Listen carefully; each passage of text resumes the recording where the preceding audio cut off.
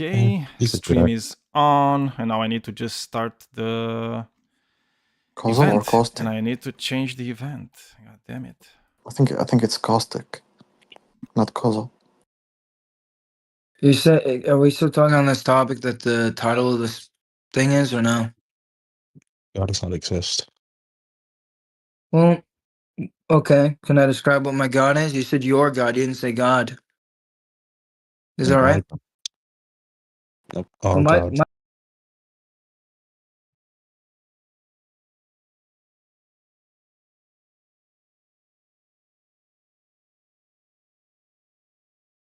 universal things that work in this world, right? So technically, my God is existence. So I guess you're saying that he don't exist. You don't exist, and so I guess nothing exists. Everything's just a joke. Well, I don't really. So I don't really take existence to be a property. Well, I It's mean, like it it's is just coming from. technically a description of a creator because of the idea that it is holding everything together, even the things that when you get to the nitty gritty, right? I think God is a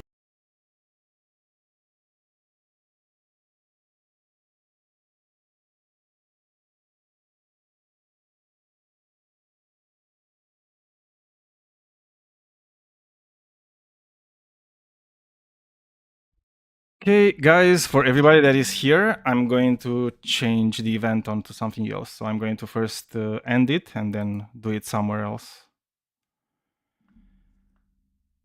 Oh wow, everybody! Okay, we're gonna. Oh my god, too many people. Too many people showing. But yeah.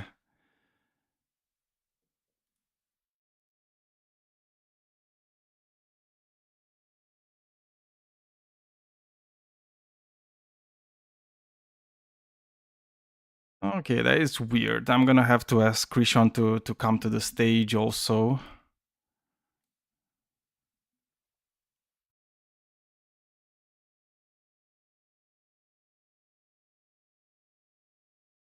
Hey, Krishan. Yo. Sorry, thanks for Hello, the DM. hello. Didn't see that you moved. Yeah. I was a bit too late on changing the place where I will Howdy, have gang. this. Well, I thought Daniel Yeah. would be here entertaining y'all, but I could talk about nothing while he's doing whatever Daniel needs to do. Yeah. I mean, the thing is like. Did anyone know where he goes? Where he went? I mean, I don't know. Understand. Like the people that are in the other VC are going to be a bit weirded out. We just left them alone because I was too late on changing the place where the show is going to happen, so it just defaulted on the stage. And now the only way that I could actually make it in the other place is if I Well, I mean, in the meantime, change it. I won't give like the whole intro, but just Yeah. so everyone knows.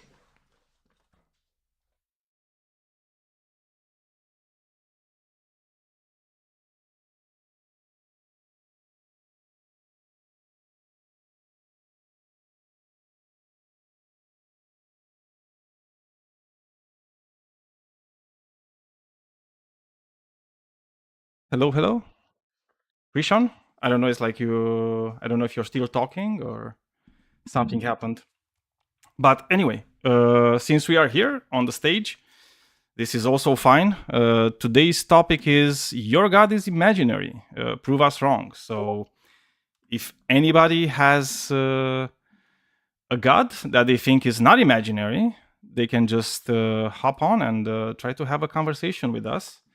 And let's see, maybe today is the day where you guys are convincing us that there is a God that is not imaginary. So I'm just gonna ask like everybody in the stage. Can you guys hear me? Can you guys say anything in the side chat? Okay, we're gonna have the first person up. Kit, can you hear me?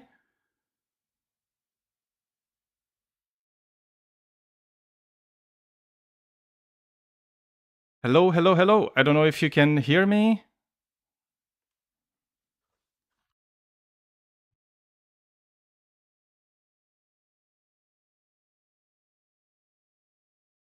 Hello. Testing. 1, 2, 3.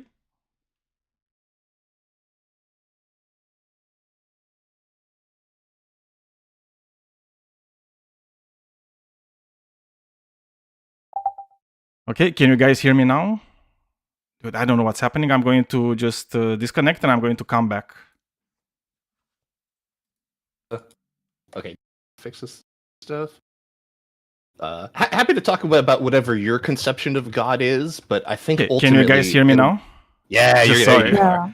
I don't know what happened. There we Something go. happened. No problem.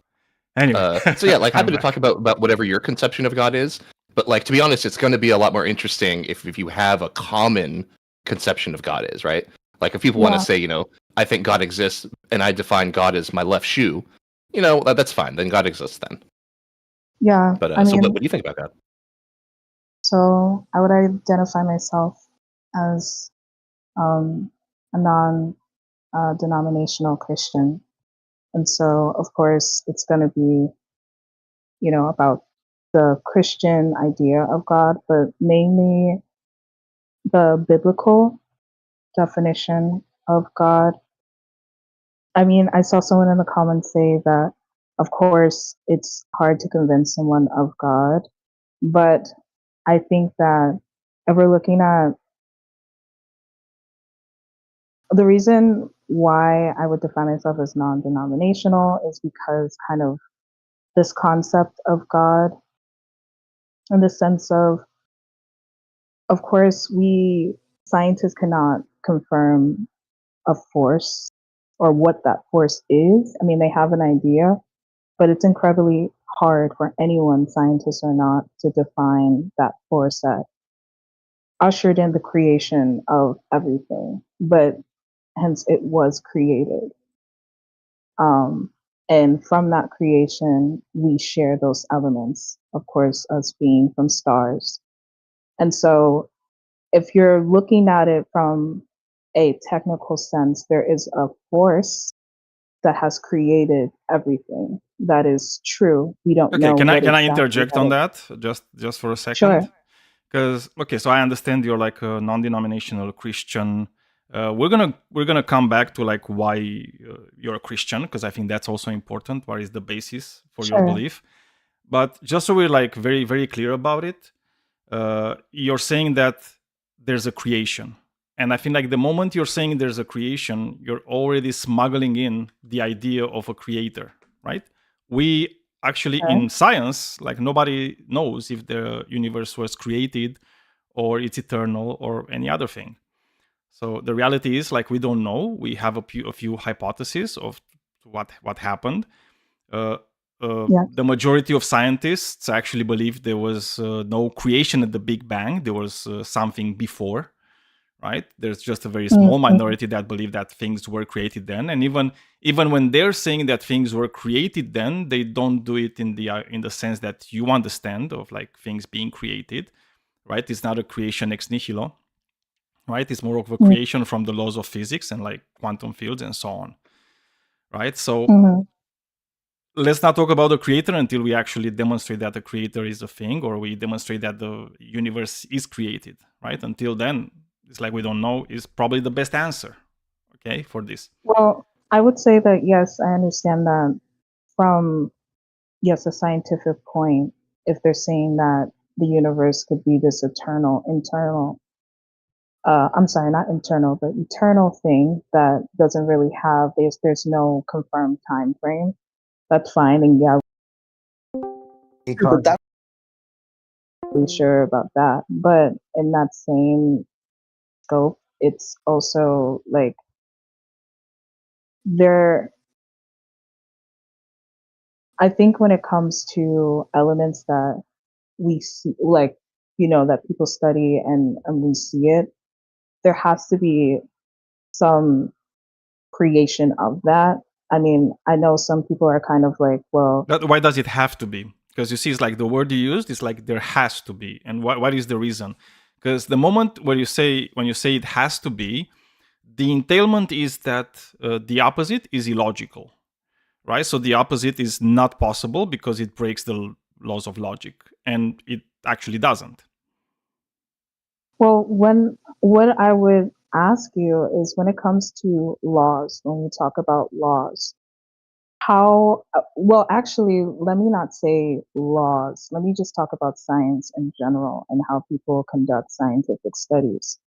what I understand about science and what I understand about What is measurement your is field that of study? What is your field of study? my field of study. Yes. I don't currently have a field of study. Okay. I'm a chemist. It's like I know these things Okay. probably like a bit better than you do, and I don't think it would be fair Okay. for you to talk about something you don't actually really know. So let's I just mean, talk about the I things that wasn't. you know. I'm not sure why I have to. I can ask questions Oh no, that's and fine. No, you were just going to say this is how we do it in science, and it's like when you're saying no, it's I like said this is how we do it there's in a certain. science. No. I Oh, okay, wasn't. I maybe I said that misunderstood. there's It's a fine. measurement. There's a measurement. Yes. You don't have to be a scientist to know that people conduct measurements. That's kind of basic knowledge, right? So what I was going to say was that when it comes to measurements, um, this is everything that I'm saying. I'm being very careful to not say claims or not say things that aren't that I do not have a personal knowledge of, and that is not common sense. So common sense is that science, they conduct measurements, but their measurements, they're not anything that is well, when it comes to things like quantum physics and things like that, yes, someone has a measurement of something, but at the end of the day, we don't know when it comes to things existing where that basis, where it started, that is unknown. I think In fact, something to point out is that we science has yet to establish that there was like a beginning or like a first thing or a creator. I think that might be something that's kind of built in We already to what you're tackled thinking that. about here. Yeah. Right, but we I tackled that just in the want to beginning. warn against trying to bring it back up again, right? Yeah. And like, look, even, and I'm not even sure how important it is because, like, even if we granted, like, what if science just does say that there is a first thing or like a creator of the universe, right? Like the way that you were talking about it earlier, I found it interesting. Where you're talking about like a fundamental force or something, or this like prime creator or something. But like, I'm curious. Maybe it is. I am kind of curious what you were saying, Daniel, earlier about like why is it that this leads you to Christianity, right? Like, was it lead you specifically to that? And like, for most people, it's just like where they were born and how they grew up. Like they were just born into a family that goes to a church. But yeah. curious what your story is. Well, so basically, I come from a household. When I was about like 5, my father was a Messianic Jew. So from that, I'm bringing in knowledge about Judaism. And so I have knowledge about how the Old Testament, meaning the Tanakh or the Torah, and then the New Testament, and how that has been comprised, how that's been illustrated. My household was speaking Hebrew. And so when it comes to my knowledge of the Bible, I have some knowledge in that. When it comes to my own personal spirituality, or the reason why I chose Christianity, because as I grew older, I kind of deconstructed, came back recently, and decided that I was non-denominational because there are some things biblically that I feel like are misconstructed. There are some things in the Bible that I feel that people personally are taking in their own scope. I mean, in their own way, and they're using it without actually really understanding how the Bible should be read and what it's saying. And the Bible being from multiple translations, Greek, Latin, etc., that also confuses things. But it seems like, especially in modern Christianity, European Christianity has really like misconstrued a lot from what the original texts were implying, emphasis on implying. And so for me, who has been through a lot of spiritualities, the reason why Christianity just kind of makes sense. And I'm probably someone that's not traditional. And I know that probably a lot of traditional Christians would not necessarily like me, even though I do hold a lot of traditionalist views.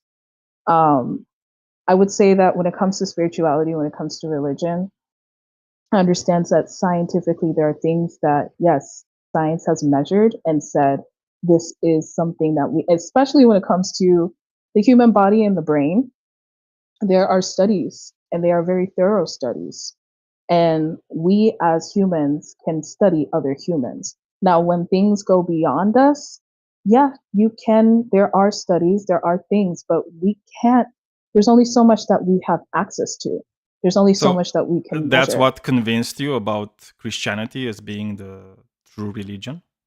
The reason why I was convinced, quote unquote, about Christianity is when we are considering other religions, I believe that because the Bible has all of these interpretations, because it has multiple authors, multiple languages, and the Christianity specifically, because in the Old Testament is the covenant with the people of Israel. People have to like realize that.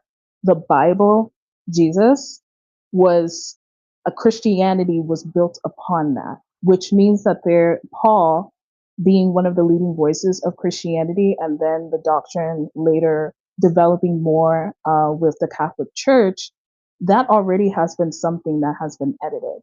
So me being someone who's already kind of a free-minded person, if you're taking something which Jesus and his philosophy was doing, he was taking elements of the Torah and then also applying it to what he believes. That I can go with. That I feel that it makes sense. And it's also just a text, a book that is So including multiple things. to just kind of And- like I want to kind of boil it down a bit, because it's like you've said a lot, and it's like it's very murky, right? So it's like the reason you actively chose Christianity basically is what I'm understanding, right? It's like you studied like more religions, and then Mhm.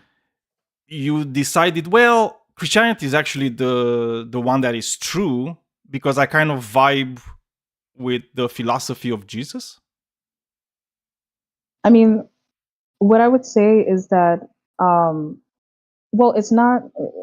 I'm saying basically what I was describing is that because of how the Bible is developed, there is a moral code, there is a narrative that's being taught from the Bible that I agree with. But I agree with more so of what Jesus took from the Old Testament, the Torah, and how he curated it, and really and that's why I would say I'm non-denominational, because when you go into Yeah. the denominations of Christianity, that's when they start defining what that Mhm. means. If you're just looking at the text, the gospel, then you're really just following what Jesus was saying, with how he was taking the Torah and defining it according to the disciples, which Okay, is, is so recorded. you do believe that Jesus was the Messiah in that case, right? I believe that Jesus, not according to the covenant, not according to what God promised the people of Israel. No, he does not match the Messiah. So he's not in the their Messiah. definition. He's not the Messiah to the people of Israel. No. No, so okay, so let's define what the Messiah means, right? So the Messiah is the person that is going to fulfill the messianic prophecies of the Old Testament. Do you agree on that? Mhm. Yes. Since Jesus didn't fulfill the messianic prophecies, he cannot be the Messiah in that case. Okay. I mean, I think that when it comes, again, when the people of Israel, they have a definition of the Messiah. No, And again, so it's if like I I'm- wasn't using like the definition that they're using, right? That's why I ask you some questions to kind of understand what it means to be a Messiah, right? It's like, and you agreed with me, in order to be the Messiah, you need to fulfill the messianic prophecies in the Old Testament. That's, that has nothing to do with that the old Jews, their expectations. No, it just has to do with the text, right? And what it I mean, means. sure, but it also at that same scope, it's not just, I mean, it's true. I'm not saying that what you're saying is not true, but also what I said earlier wasn't defying what you said. I'm just saying that, yes, the people of Israel and the messianic code for the Messiah is for the people of Israel. That is true. Yes, I'm not defying Okay, that. so I mean, that's do a you core part of believe the Jesus was the Messiah or wasn't the Messiah? Or like is the Messiah? I'm not Jewish, and so I don't I didn't believe ask you if that- you're Jewish. So the problem is, if you're a Christian and you call yourself a Christian, Christians are going to believe that Jesus was the Messiah. What Christians specifically?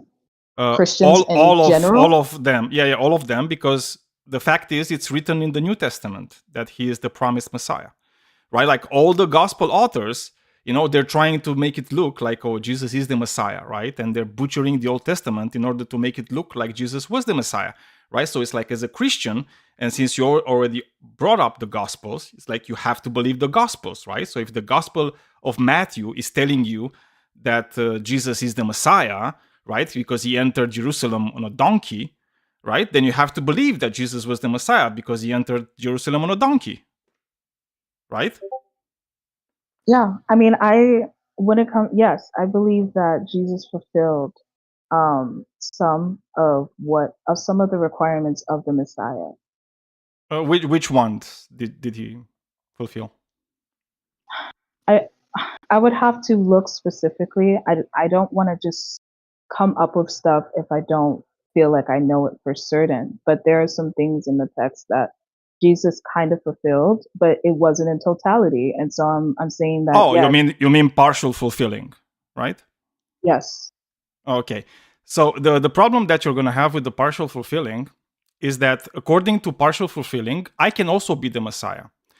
Because according to partial fulfilling, Jesus, the Messiah, right, had to be a king that was victorious. And while he was victorious, right, he enters Jerusalem on a donkey. Okay?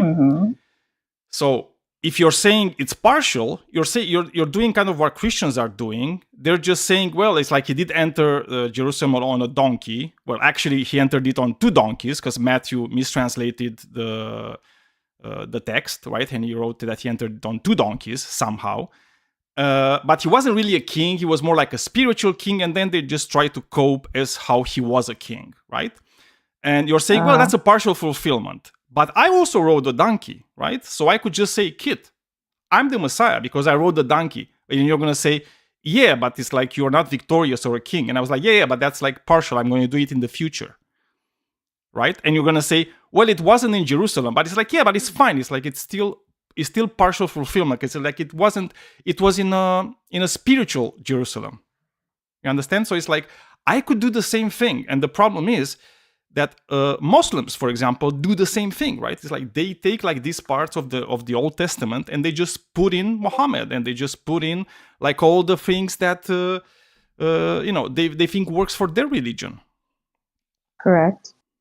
Yes, I'm aware that there are multiple spiritual systems within the Abrahamic religion specifically that have that type of doctrine, and they talk about they put emphasis on the Messiah or a prophet that's more connected to God. I get that, but what I'm trying to figure out is, are you basically saying that because Jesus had partial fulfillment, like what's your point? Are you saying like he's not what I'm saying is I'm saying that partial fulfillment is just cope.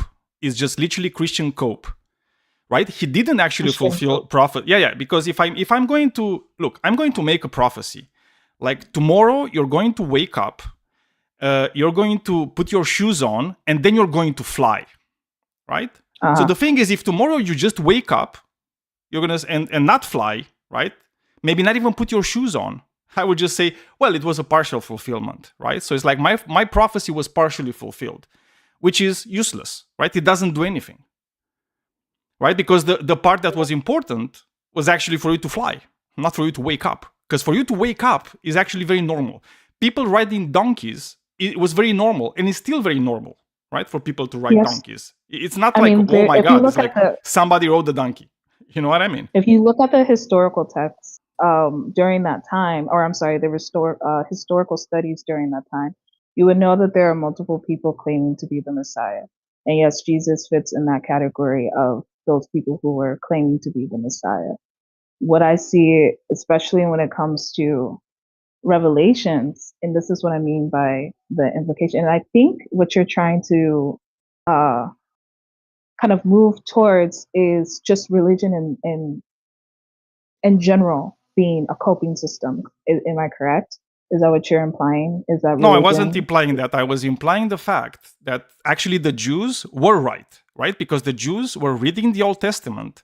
They were looking at the messianic prophecies in the Old Testament, and they're saying, this guy doesn't fulfill any of the messianic prophecies. Like, no prophecy. He literally fulfills zero prophecy. Well, maybe just one prophecy, because there's like a prophecy in the Bible of fake prophets, right? Where God is saying that there's going to be like a lot of fake prophets coming. So maybe he fulfills that one.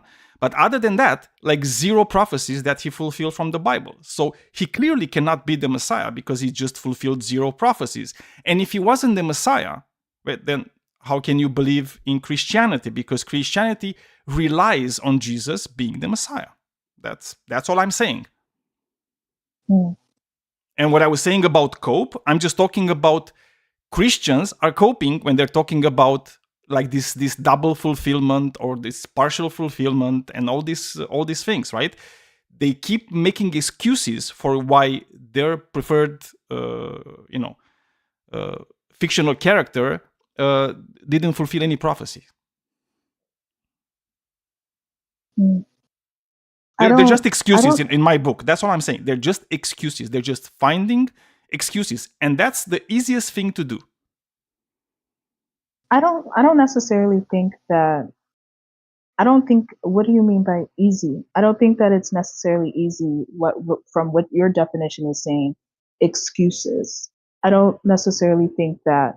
Well, I'm sure that some Christians might make excuses, but I don't necessarily think that when it comes to Jesus being the Messiah and him not fulfilling what fits the messianic fulfillment of what considers someone to be the Messiah. I don't think that.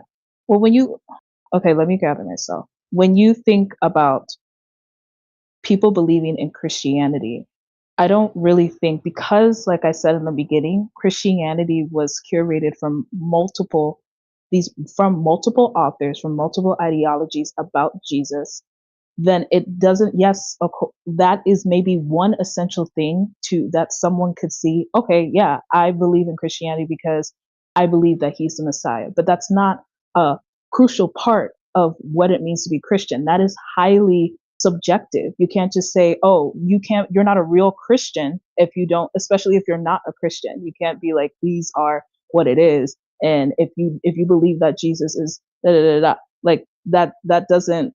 Oh no, I don't that's think fine. that It's that's like I'm okay with you calling yourself a Christian. I don't really care, like whether or not you call yourself No, a I'm just Christian saying or that not. What I'm you saying can't is like say you can. that. No. What I'm saying is that you cannot say that Jesus was the Messiah, right? And it's like you also said you're coming from a household where like your father was like a Jew, right? And he was like Yes. a devout Jewish person, right? That studied the Torah, right? So it's like you could just ask him if you want. He could explain these things to you, right? The same things Well, that I'm explaining to you, no, right? About how, I yeah. grew up in that family, and my father at the time, he did not participate in Christianity. He was a Messianic Jew, so there was no Jesus. Why I celebrated Yeah. Hanukkah, I celebrated Passover. There was no Jesus. So I am very clear about that, and that's why I No, did I not got it. find myself in a domination. But I will say that isn't really like the core thing. I mean, if I like I said, I have read the Bible, so I don't agree that that is the subjective thing for being a Christian. But I will say that because I'm non-denominational, there are still things that I hold that are scientific, and there are things that I hold that are more philosophical and spiritual. And I tried to hold space for both of those, but I know that, and that's why I wanted to Okay, no, join the debate. that's because- fine. But it's like, and I understand this, right? So it's like, but I just wanted to make it clear that it's like, since you already knew kind of from the beginning, right? It's like, because your first thing Yes. was like, yeah, according to Jews, right? He didn't fulfill, right? Yes. Because it's like, it was clear to me that you're like kind of, you know these things because you studied them, right? So it's like it didn't come as a Yes. surprise for you, right? So it's like, if he's not the Messiah, then what exactly do you think was, what of Jesus like made you believe in him and his like Well, ministry or whatever you I want think to call that it? I think that when it comes to First of all, if you look in the Bible, because a lot of Christians, I don't think, would admit this either, but Jesus specifically says that he is there for the people of Israel. That's one. And so you have to admit that as well, that Jesus, the later doctrines that take what Jesus was saying, Paul specifically made that into a universal thing, which is why the Catholic Church appoints him as a saint. But that's not the exclusive reason, but that's part of it. But when it comes to Jesus specifically, I believe that there are good, valuable instructions for how to connect, because we are talking about God, how to connect to a closer relationship with God, or if you're not a Christian, the concept of God. And Jesus lays out those foundations, taking things from the Old Testament and then applying it in Like a what? way for people. Can you give like an example? Yeah. For example, Jesus, throughout the story of Jesus and the gospel, there are multiple things that Jesus says about how to connect with God. He gives examples, like, for example, and this is another thing I wanted to mention as well. He talks about spiritual suffering through, and he gives a physical representation, and that is Gehenna. Gehenna is one of those places where it has been misconstrued know. to be hell. Yes. So I mean, hell in the Old Testament is Sheol. Gehenna is just like kind of like I it think is kind of like a Hades place is also of mentioned. suffering. Yeah, Hades is mentioned because Christianity is an offshoot of more like Hellenistic religions rather than Jewish religion. They're kind of like mixing them together. Right. Yeah, because it's like if you're reading the New Testament, and which you said you did, you're gonna see that, you know, when they're talking about hell is a place of fire and brimstone and gnashing of teeth, right? So it's kind of like what Hades is, right, in the Hellenistic tradition.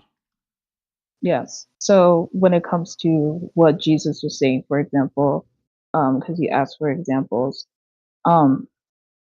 Jesus also talks about when he is talking about the laws and how the laws should be applied, which a lot of this came from the Sermon on the Mount, Jesus took elements of the Old Testament, but he also spoke out against a lot of the specific laws. So yes, he was going into temples, and when they would ask them, "Do you believe he's the Messiah?" he would say yes. That is something that I also have to admit as well. But I also believe. Who said that they believed that he was the Messiah? So he would. Jesus, like, he allowed people to say that he is the Messiah. Sorry, that's what I meant to. Again, it's like we don't know if Jesus did that. All we have are the writings about Jesus, so we don't have anything from his hand. But would it surprise you that a book that wants to claim that Jesus was the Messiah is going to say that people said that Jesus was the Messiah? I mean, no, it's not. It's not surprising to me. I mean, I think that because of the influence of Christianity and the impact of Christianity, yes, as a Christian, it's easy for us to assume that he has fulfilled the prophecy mainly in Revelations, not so much with. Cool, but Revelations. So Revelations is about his second coming. Do we agree? Yes. Yes. Did Jesus come again? And they talk about the flesh. No, I know. But did Jesus come? Is the second? Did the second coming happen? The second coming did not happen. Did not happen. So So until then, well, I mean, in anything, right? Because if you're gonna say it came spiritually, that doesn't mean anything, right? It's like anybody can claim that things happen spiritually. I can claim that things happen spiritually. We're not gonna get anywhere because neither you or me can prove the spiritually things happening. Okay. So, and again, it's like in the Bible, it doesn't say he's going to come spiritually. He says there's the second coming where Jesus Christ is going to come on earth, right? Him, physically, which never happened, right? It didn't happen. So any prophecy that relies on the second coming didn't happen, right? So we don't know. It might happen in the future. I'm not saying it won't.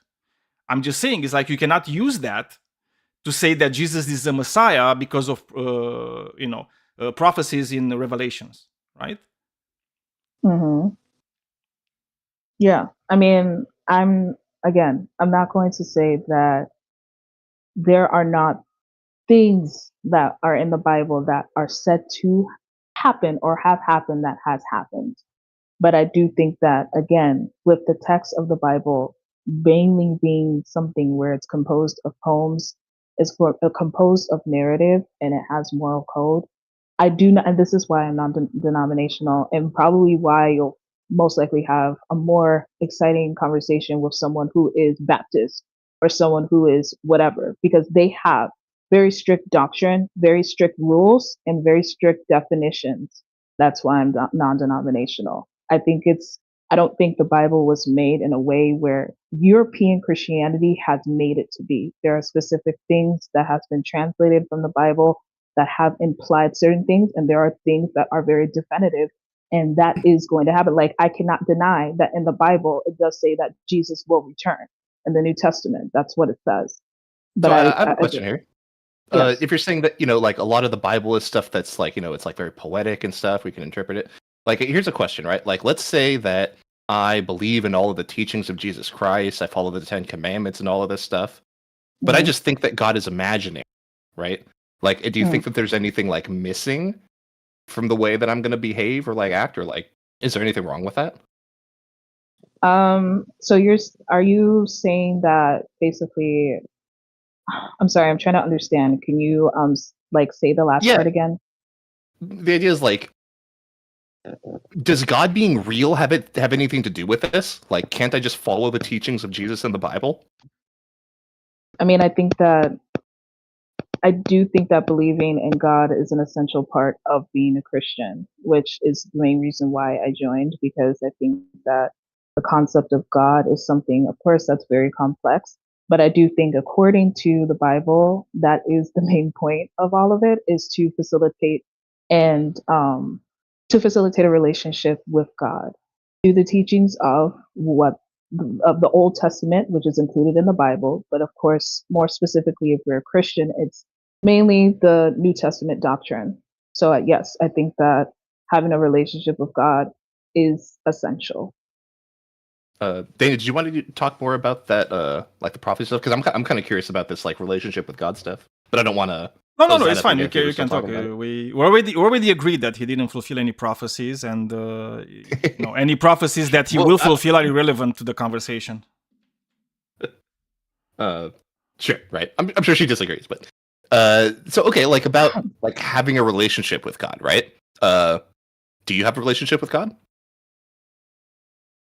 Do I personally have a relationship with God? Yeah. I would say yes. I mean, I'm a person. Is it like, does he like speak to you? Like, do you communicate with him?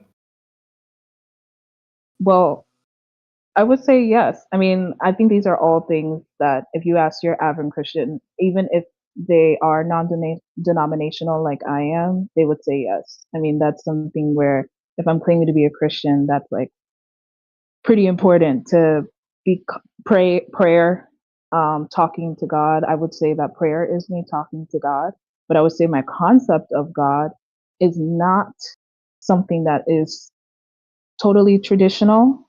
Someone can correct me on this, but I am not sure if the Bible does go into specifics about what God, the description of God, like image, like actual image is. I don't remember reading that. And so my concept of God is very personal, but it might not be as popular as what I hear other Christians describing their relationship with God to be. I mean, he is blonde with blue eyes, is what I know. And I appreciate like you pray to him, right? You talk to God, but I'm curious, like, does God ever reply? Does he ever talk to you?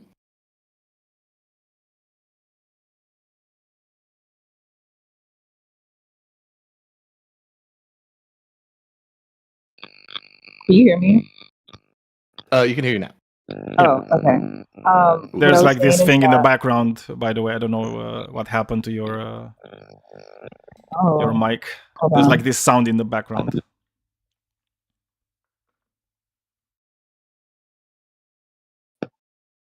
Is it still going? No, now it's good. Much better. Okay. What I was going to say is that, yes, I mean, I would say that, well, when it comes to the Bible, I can't necessarily say that God communicates directly to me versus just feeling like prayers have been fulfilled. I think that's my main source of communication, and like it being verifiable for my own spirituality. But I wouldn't say that I am literally hearing a voice coming outside of my body. No. Well, But when I'm fine with it not being like a sound wave in the physical world, right? Like, yeah, but I just think that like when people talk about having a relationship with God, that seems to me kind of the critical foundation of a relationship is that you can communicate with each other. Like, yes, if like there's there's a bunch of people in China that I've never met, never spoken to. I think it would be weird for me to say that I have a relationship with them.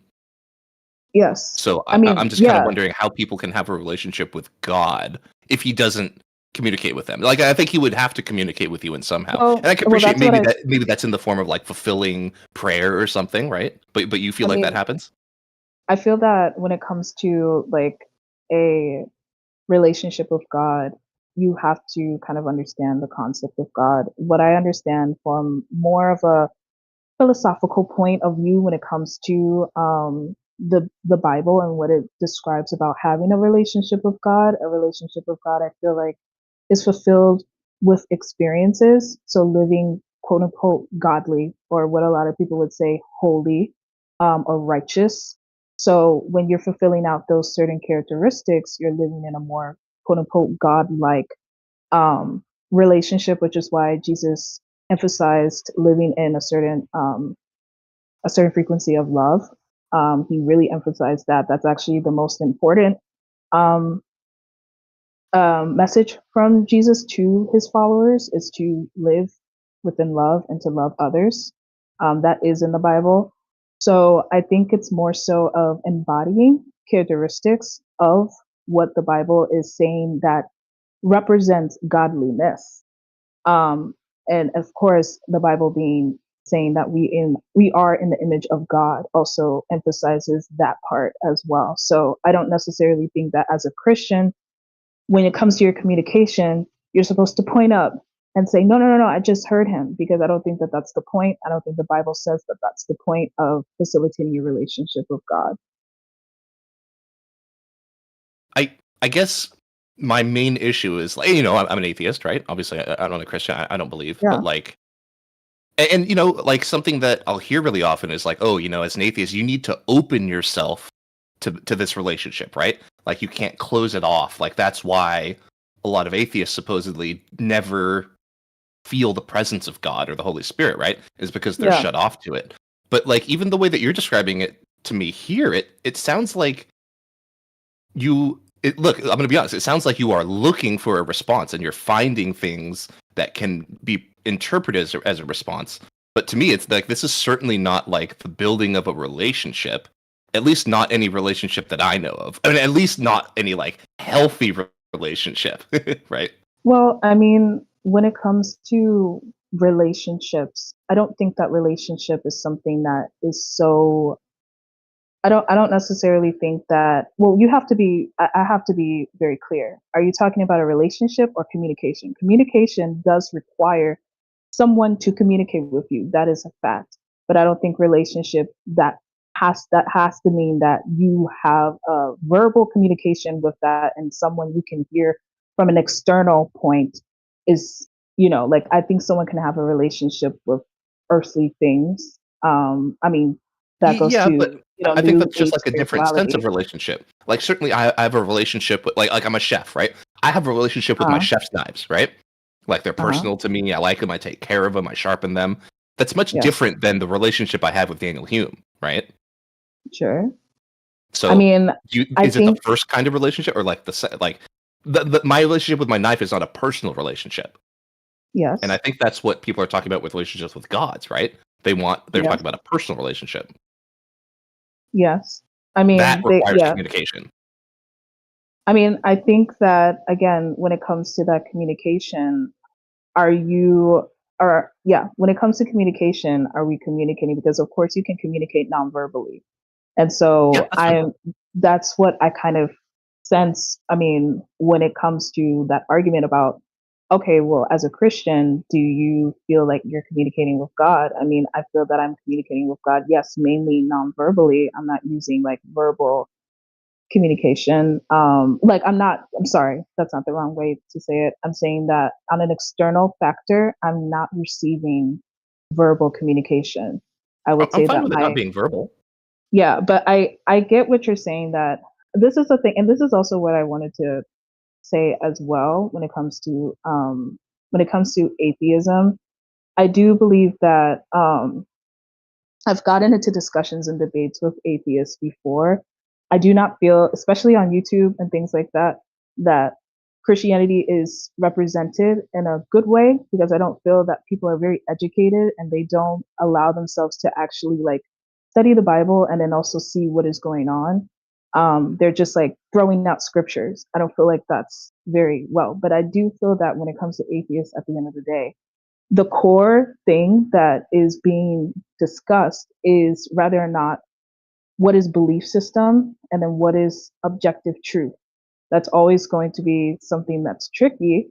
Um, and I think that when it comes, I have a lot of philosophers that I admire, and I try to also like argue that point. But at the end of the day, I think that if I'm defining myself as a Christian, I have to go more with my belief system. I can still say, like, yes, that is something that has been studied and I respect that study.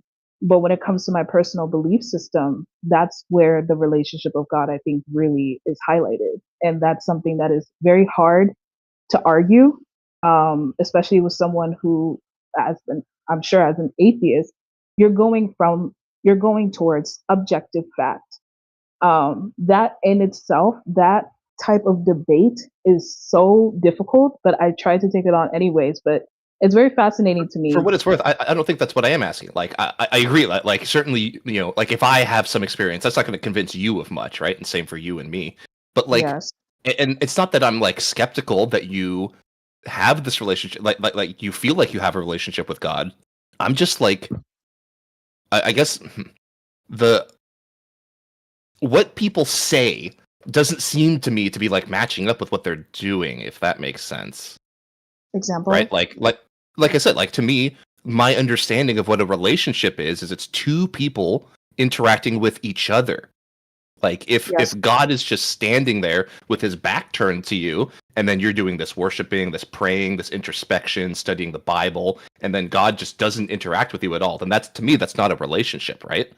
So I want to know why What I'm people trying to say that they have a relationship. Well, what I'm trying to understand is that you're saying that you're classifying the relationship as a direct uh interaction, correct? Like you can feel, you can see, right? And that's like something that you can grasp on and it's literal. It doesn't have Is to be that what you're that. saying? Like let's No? here's a way that we could have an indirect relationship is like maybe there's like a park or something and you go into the park and you plant flowers and then you leave and then I come back and I see the flowers and I pick some and I arrange them and then I leave and then you come back and then you do something next. And like we can have these kinds of interactions indirectly with each other, but like it would still be me doing something and then seeing your response and then responding to your response. That to Yes. me is like the process of building a relationship. So Okay. and then like even when you describe to me like what's happening with you and God is like you pray to God. I don't know, maybe you ask for something and then you Yes. see something in your life manifest, Mhm. and then that happened like and you feel like this is like that is like it doesn't have to be direct, right? But there has to be interaction, I guess is what I'm saying. Well, you are And it has to be interacting. like guided towards you. Well, it is guided. I mean, there is an actual like interaction. If you believe that God is connected to everything, then whatever you connect with has that essence. And so it's not necessarily like you need God's hand to be shown and then it touches a flower, then you're like, oh my gosh, thank you, God, for touching that flower. If you believe that the essence of God is within everything, including that flower, then you are like interacting with God, and if you believe, of course, that there's a creator, a big creator, or a grand creator that created everything, then that also facilitates that relationship with God. But again, like I said, I know that there is no proof. No one can really understand how long the universe has been and how it came into fruition. But of course, because we don't know that, I have my own personal belief system that it is from a creator that has created things. So I think that when it comes to a relationship, you're just interacting with the essence of God. I think that that's really what, at least in my perspective, if I'm talking to another Christian, they could probably debate me on this as well. But in my belief system is that the essence of God is within everything, including ourselves. That's what the Bible says, at least. So I think that's how the relationship is facilitated. Okay, Also, fair enough. someone said, asked me, how do I know that my prayers are fulfilled? Oh yeah, how can she tell a prayer was fulfilled? I mean, if I, I mean, it's pretty simple. If I ask for something and then it was fulfilled, then I believe that it has been fulfilled. I mean, it's not so much. Now, I'm the type of person that if I'm in a medical, now I'm not a Jehovah Witness. Jehovah Witness they don't believe in like some medical interventions and things like that. I'm just a non-denominational Christian. So I don't believe that if you're experiencing something, you have to go to the hospital. If someone has saved your life, I do think that yes, you can hold the essence of God within you and thank God, but also I would think the people who operated on me. So yeah, I mean, basically, it was fulfilled. That's how I know. I think maybe the response to that might be something like, okay, so today I'm going to pray that tomorrow I receive $1,000. So Sure. is the idea that if I receive $1,000, I should believe that God exists, and if I don't believe that you get the $1,000, should I believe that God does not exist? Well, Or at least maybe not existence, but that my prayer was answered, right? Like yeah, if I get it, then my prayer was answered, and if I don't get the $1,000, my prayer was not answered. yeah. I mean, when it comes to that, first of all, as a Christian, there are certain kinds of rules and laws that teach you not to really hold on to material things like that. And so, if you're a Christian and you're hoping for Sure. $1,000, How about this? you're Maybe like I pray tomorrow that my brother comes to Christ. okay. And you're saying what with that example? So the idea is that if I'll pray for that today, and then if it happens tomorrow, my prayer was answered, and if it doesn't, then my prayer was not answered. I mean, yeah. Well, I think the I idea don't- is like, what if, what if I pray today and my brother comes to Christ tomorrow? My prayer is answered. If I don't pray for that today, well, like, and then my brother it just happens tomorrow. Like, what if it just happens to be that like on January 15th just is the day for whatever reason that my brother changes his mind and comes to Christ? Like, so how do we link that to my prayer? Is the idea? Like, it could be anything that caused him to come to Christ, right? I mean, sure, but I also think that when it comes to like your your prayers being answered specifically, you have to define um if you're saying I think what you're trying to say is that of course if you pray for your family member to come to Christ and they come to Christ, you can literally say that your prayer was answered because you did that prayer. But if you're saying that if is this confirmation of God, yes, that becomes like a more complex thing because I think yes, someone independently can be like, you know what, today I'm just gonna do it. And a lot of How people, about a this? lot of Christians say, yeah, that was God. Right. What if I do this? Like today, I'm going to pray to Allah that the sun will rise tomorrow, Mhm. and then tomorrow, right? I come back and I go, "Wow, Kit, inshallah, my prayers have been answered." Yes. Then are you gonna come to my mosque? I mean, when it comes to different religions and their definition of God, of course those are specifics within that religion. And so if you're saying that my God, the way that I believe in God, did this, I'm like, well, I don't believe in that because that's not my definition of God. And so it's not that easy for me to just be like, yeah, now I'm going to the mosque because I don't believe in the other things that consider that to be, a religion. So I wouldn't just be like, yeah. Now, if I'm praying to my God with the specific laws that I believe from my God, and I'm saying, yes, my prayer was fulfilled, then it's a confirmation of my God. But of course, what that's if not a universal thing. Can I what interject if I just a pray bit? to the Just a bit. Yes. It's one last like question? One last question. there. But Okay. what okay. if I pray to the ghost of Charles Darwin that the sun will rise tomorrow, right? And the ghost of Charles Darwin ensures that there is no God that exists, and then my Okay. prayer is answered, right?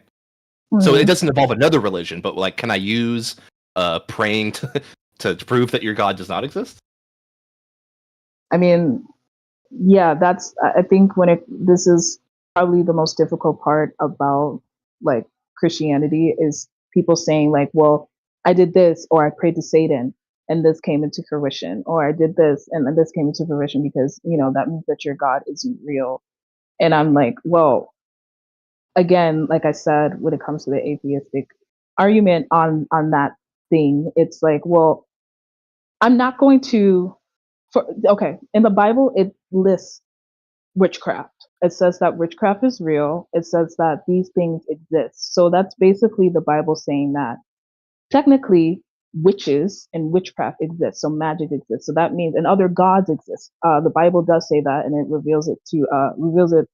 Yeah, I mean, well, Judaism was a henotheistic religion. It wasn't a monotheistic Yes. religion. So they literally believed there were other gods, but their God Yes. had the bigger stick, right? So if you go back to like Exodus, Yeah. right, when you're going to see, them performing magic, right, in front of Pharaoh. Yes. Not only are they doing magic, but the Pharaoh has magicians that do magic, right? They turn their sticks into Yeah. snakes, right? So it's like, obviously, it's like there's a lot of claims in the Bible, and it's fine for them Yeah. to make claims, just like it's fine for me to look at those claims, see that there's no evidence that those claims are actually true, and just discard them, right, as being irrelevant, right? And until such a time that somebody actually comes across and does actual magic, right, and convinces us that magic is real, and here's how we do it, right? And until then, it's like I will not believe the Bible saying that.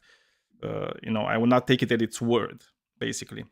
Mm. But I wanted to ask you a question about because you kept bringing up like you're praying and these things are happening, and the funny thing is like there were studies done on prayer, and the result was that prayer works as much as chance does, right? Prayer As doesn't, much as I'm sorry, what? Yeah. Jazz? like chance, right? So if there's like a 50-50 of something happening, praying will not make it more than 50-50.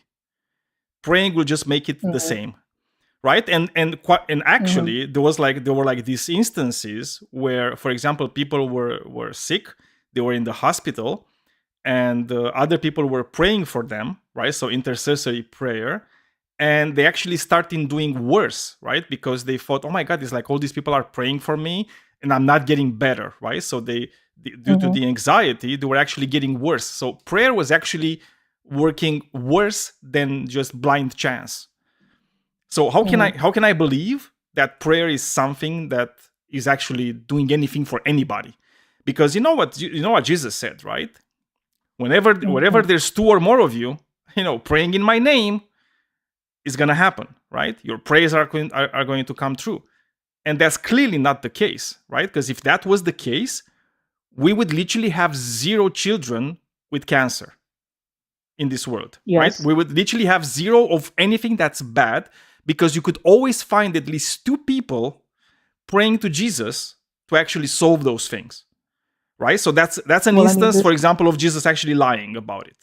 Right? Because this is clearly not true, right? I mean, do we agree on that? Like reality, can we agree on reality that this is not happening? I mean, when it comes to the Bible, first of all, when it comes to the disorder and suffering argument that I think when it comes to prayer. When it comes to prayer, I'm not talking about anything prayer else. Specifically. Yes. Okay, when it comes to prayer specifically, and your prayers, you're praying to God, and your prayers don't get answered. I mean, that does go back, and that's why I was saying it does go back into the doctrine about faith specifically, and also the story of Job and it not being explained. I mean, I know that a lot of Christians try to explain suffering, and it's not something that we can't even. I Totally mean, we don't need to understand go God. there. We don't need to go there, right? Because it's But like I'm just saying, with prayer, yeah, but you it have doesn't to have anything to do with understand. it. It doesn't have anything to do with prayer, right? Because prayer is literally you How does it not? If it's asking. talking about suffering, if you're praying No. if you're seeing Because I said children it that are earlier. suffering, Because I said it earlier, what? right? So what Jesus said, when there's 2 or more of you praying to me, your prayers will come true, right? So that's clearly not Yeah. true. That is clearly something that is demonstrably false, correct? Jesus says that if you pray to me, your prayer will come true. Yes. What verse is that? I mean, I can find it. I can find it out. Okay, please show me that verse. I don't remember that, but if it's in the Bible, then okay. But But do we agree that if he said that, it's clearly not true? And can we also agree that if prayer doesn't work better than chance, what's the point of prayer? It's like, how can I tell that if something happened by pure chance, or if something happened because I prayed for it? How can I tell them apart? I mean, well, going to the chance in the prayer. I mean, I think that at the end of the day, when you're taking a prayer, it is the faith in that chance. I don't think it's defying the chance. I think it's saying that I have faith that the latter will happen. I mean, that's a part of the doctrine of Christianity is faith. And so it's not faith being like, yes, So it's this is just going to happen for sure. It's not an avoidance of suffering. no, but it's like that wasn't my question though. It's like my question was, how can I tell that this happened because I prayed for it? So let's say you come across 2 instances in your life, and in both instances Yes. you need God to do something for you. You pray in both of them. In one of them, Yeah. it doesn't come true, right? It doesn't happen, and in the other one, it does. Mhm. Right? How do you know that when it did happen was because of God? I mean, again, like when it comes to prayer and oh, why is this saying just to me? Oh, is no. it Yeah, I just a verse? kind of misremembered that. It's Matthew 18, 19 to 20. And it says, again, truly I tell you, if two of you agree on earth about anything you ask, it will be done for you by my Father in heaven. For where 2 or 3 are gathered in my name, I am there among them. Right? So what he's saying is that, if there's 2 or 3, or more gathered in my name, I will be there among them, and what you're asking for, it will be done by my Father in heaven, right? Which clearly doesn't happen. But again, this is even irrelevant because the more important thing is, as I said, we've done tests on praying, and we know prayer doesn't work more than chance does, right? So I would assume if there was like this supernatural being, the creator of the universe and so on, that does all these magical things, right? I would have assumed that if you're praying to that being, your chances of actually having that thing happen would go up, right? Even if they would go up by 10%. It doesn't have to be even 100%. It can be like more like 10%, 15%, whatever it is. But the reality of the fact is we don't see any difference whatsoever. So if you're praying or not praying, it's all the same. So how can you use this as a basis for your belief? Well, this is what I'll say, and then I unfortunately have to go. But No, it's this fine. is what I'll say in my closing statements. I appreciate the debate. I think it was good. But what I will say is that my closing statements are, yes, when it comes to chants and when it comes to prayer, those two things, prayer does not elevate the chants. That is something that is it's an objective study. This is what I will say about the belief system in Christianity and God in relation to how do you confirm a relationship. For me personally, I will not speak on Christians in totality or Christianity in totality. This is my own relationship with my own Christianity. But I will say that I believe, and I was also an atheist before. I will say that when it comes to human mechanics, when it comes to how humanity interacts within the world, I do believe that faith and belief system are something that interacts in microdoses, not in the same significance as someone who just does not believe in God, but we are all believing in something. We all have that. Otherwise, due to evolution, we probably wouldn't be able to evolve to this point. So faith, faith meaning another term for that is maybe having courage or maybe having things. These are all essential to the human. That's not how I see it, though. I mean, I don't see how that is Well, actually. but for what it's worth, this is her closing statement. We'll let her, I know. get the last word. Well, yeah. Sorry. I was just hearing that and I got triggered. Sorry. I apologize, kid. It's not. I mean, if you don't believe in that, that's fine. I mean, at the end of the day, I do believe that people have some sort of, hey, I think that if when I go to sleep, I have a chance of waking up. Maybe people don't believe in that, but I do believe that belief is something that is pretty essential to being human. I mean, I'm not saying that it's a requirement. I'm not saying that people need it, but I do feel like a lot of people desire it. And I don't think that that's something to argue against or make it seem like it's something that's not that can't have any benefit. And that's, I think, the main thing I would say as someone who's a non-denominational Christian. I see the benefit in having religion. I mean, there are studies that say there's a benefit to it. And a lot of people will say, well, that's ignorance. I don't have an argument against that. I'm not someone who's bullish to not admit that there are certain things that are confirmed. There are certain things that go against these things. But when I think about the grander scope of living, I don't really think that it's something that can really be argued against because it's a personal belief system. But I'm sure there's someone that's going to be up there that's going to be up here and they have very specific laws and doctrine, and I will probably be more fulfilling to have a debate with, but I'm a little too loose. So I appreciate you guys listening.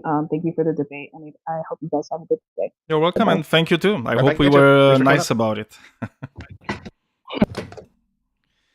Okay, that was an interesting conversation.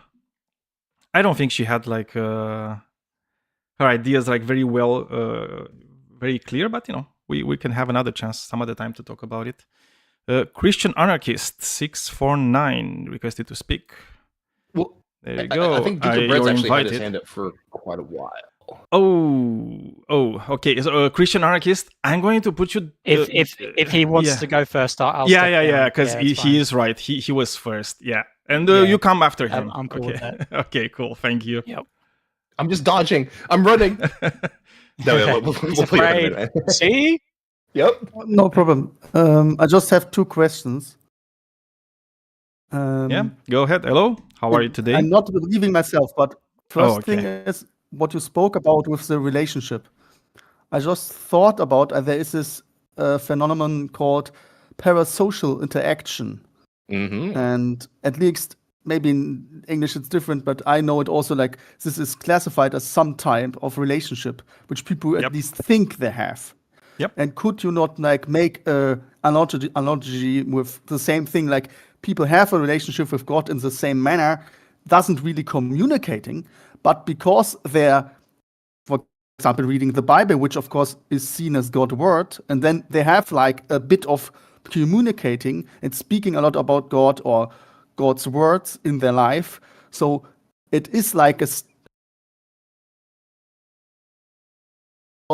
there is, you could say, communication in the world for them, which they attribute to God. And of course, then they speak back to this, you could say, parasocial God. Or would that not make sense for you? I don't know. I mean, it No, would. I think It's that's even probably easier. a than that. really good analogy. Oh, sorry. No, I was just, I think that's a really good analogy, and like that probably is kind of what I was getting at. Is like, you know, even if you could say that people are having this kind of relationship with God, it's probably not a healthy one, right? And I think, you know, I'm no expert on this stuff, but like my understanding is that it's generally viewed that parasocial relationships are like not the most healthy relationships, right? Yeah. Like, I shouldn't be trying to have a parasocial relationship with Mr. Beast in his YouTube comments. Like maybe I should go out and find people that will actually interact with me.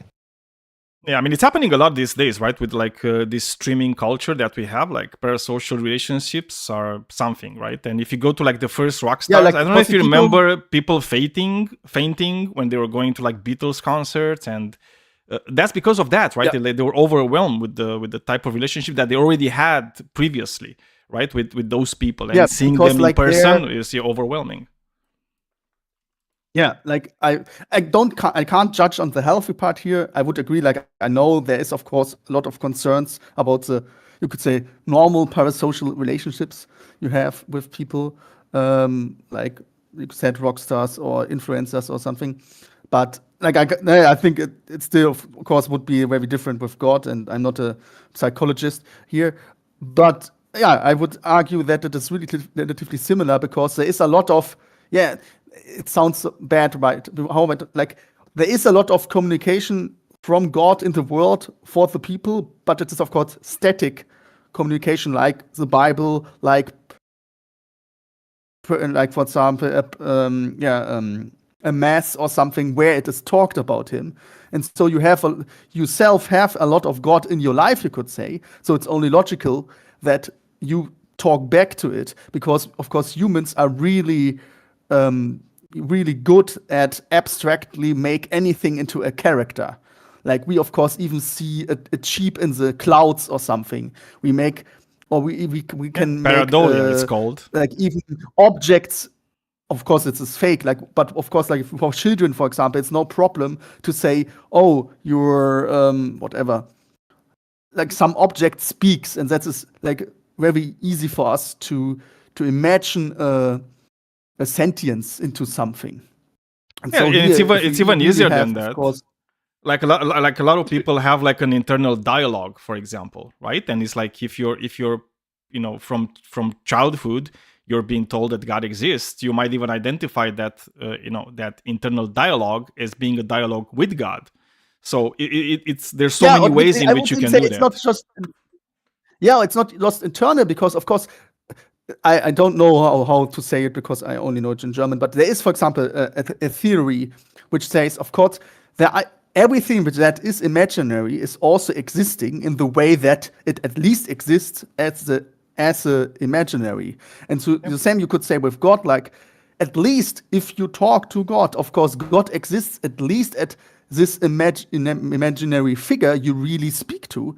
It's not just an internal dialogue then, because you create at least a character you speak to. And this character then, of course, is not just nothing, but your at least creation. But okay. I mean, you made a very good point about like how children create like imaginary friends, right?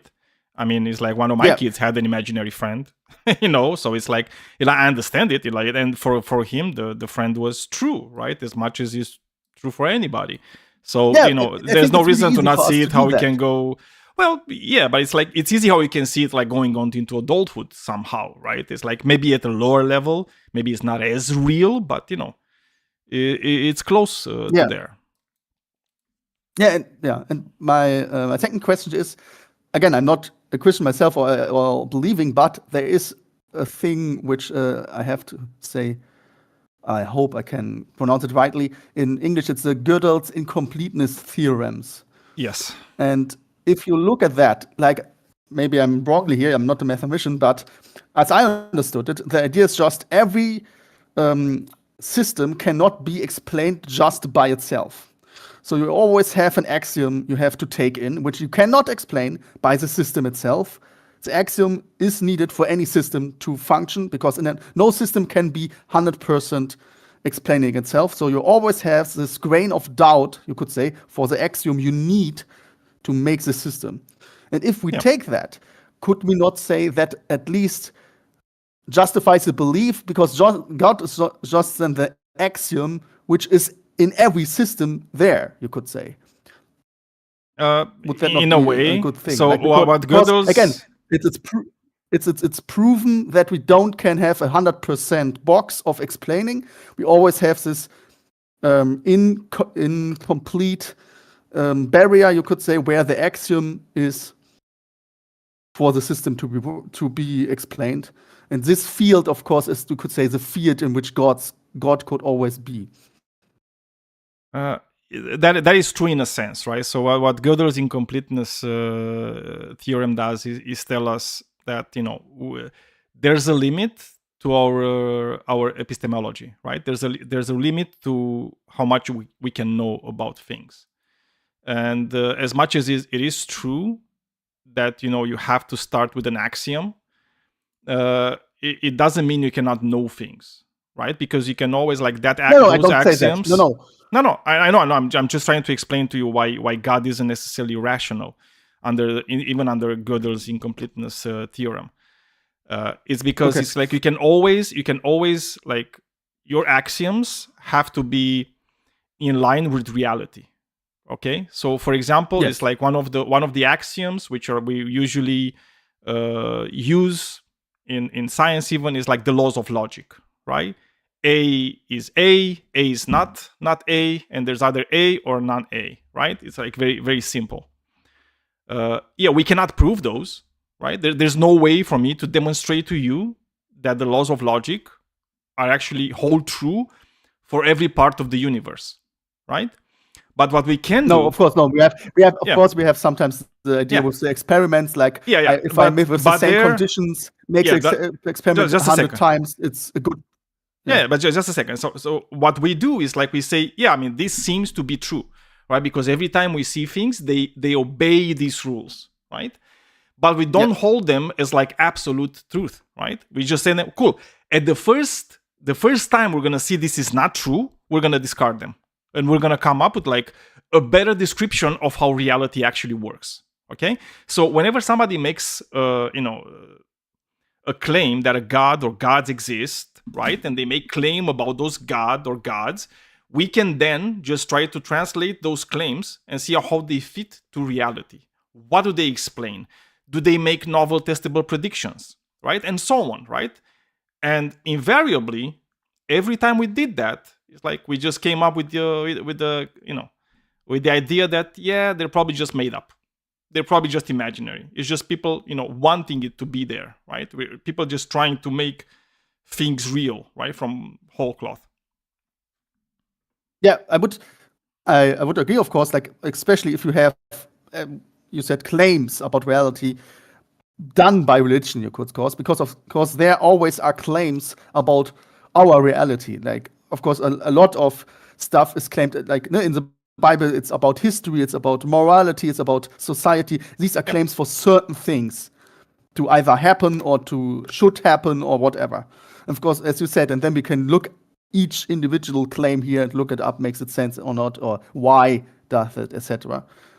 For me, it was more you could say the place in our construction of reality where God can be, and it's always this place we cannot explain, which is proven to be always existing, you could say. There will never be a world when we have 100% explained system as is proven by Gödel. No, you're absolutely correct. But the reality is that we don't need that. So, for example, anybody can make up a god. You can literally make up the concept of a god, which nobody could ever prove that is false, right? Because it's unfalsifiable, right? Yes. And it doesn't make... You can make zero claims that could be actually tested in reality, right? If you do that, cool. Your God is impossible for anybody to disprove. Does that do anything to anybody? Is that actually useful? Is that actually true? We don't know. right? So you saying that God is real is just like me saying that God isn't real, right? Both of these claims are without any type of basis, right? Your claim that it exists I needs to agree. be demonstrated. My claim it doesn't exist needs to be demonstrated, right? So they're equal at that point. So the most rational thing to do is to just say, well, I don't believe either. It's like I cannot disprove it, I cannot falsify it. So I don't know. I don't know if it's true, but I'm still going to go with, I don't believe it. Why? Because I want to believe things which are demonstrably true, right? So if I can demonstrate something exists, that's the moment when I start to actually believe that thing. Otherwise, I'm just going to not do it. I'm just going to say, I don't believe, right? Until you actually demonstrate that it actually exists.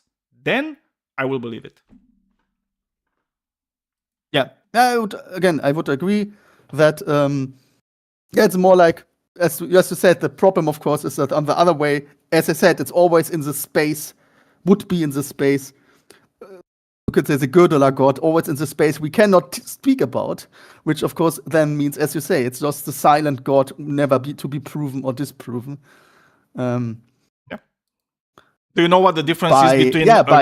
Do you know what the difference is between a God that never interacts with reality and a God that doesn't exist?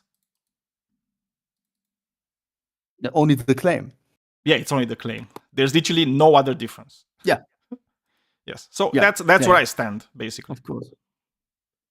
Okay. Yeah. Again, I just thought myself how, but I think that is also,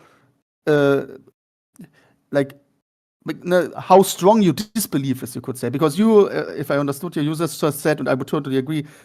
Okay, your disbelief is on show me something which I can validate, and then it is a good sign. But if there is nothing to be validated, then I just go with no.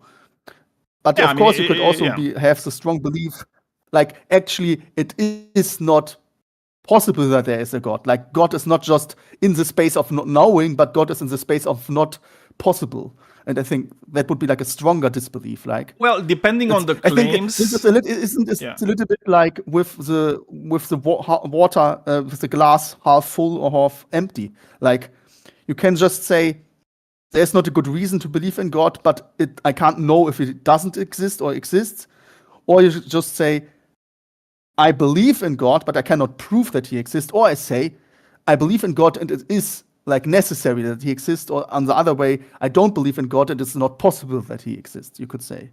Yeah, it's more about the claims that your God makes. So it's like depending on the claims you make about your God, I can say some gods don't exist, right? So for example, I can say that Zeus doesn't exist. I can say that Allah doesn't exist. I can say that Yahweh doesn't exist, right? So it's like there's many gods, right? Because there's claims made about them, you can actually investigate those claims and see if they actually, are real or not, right? If they behave,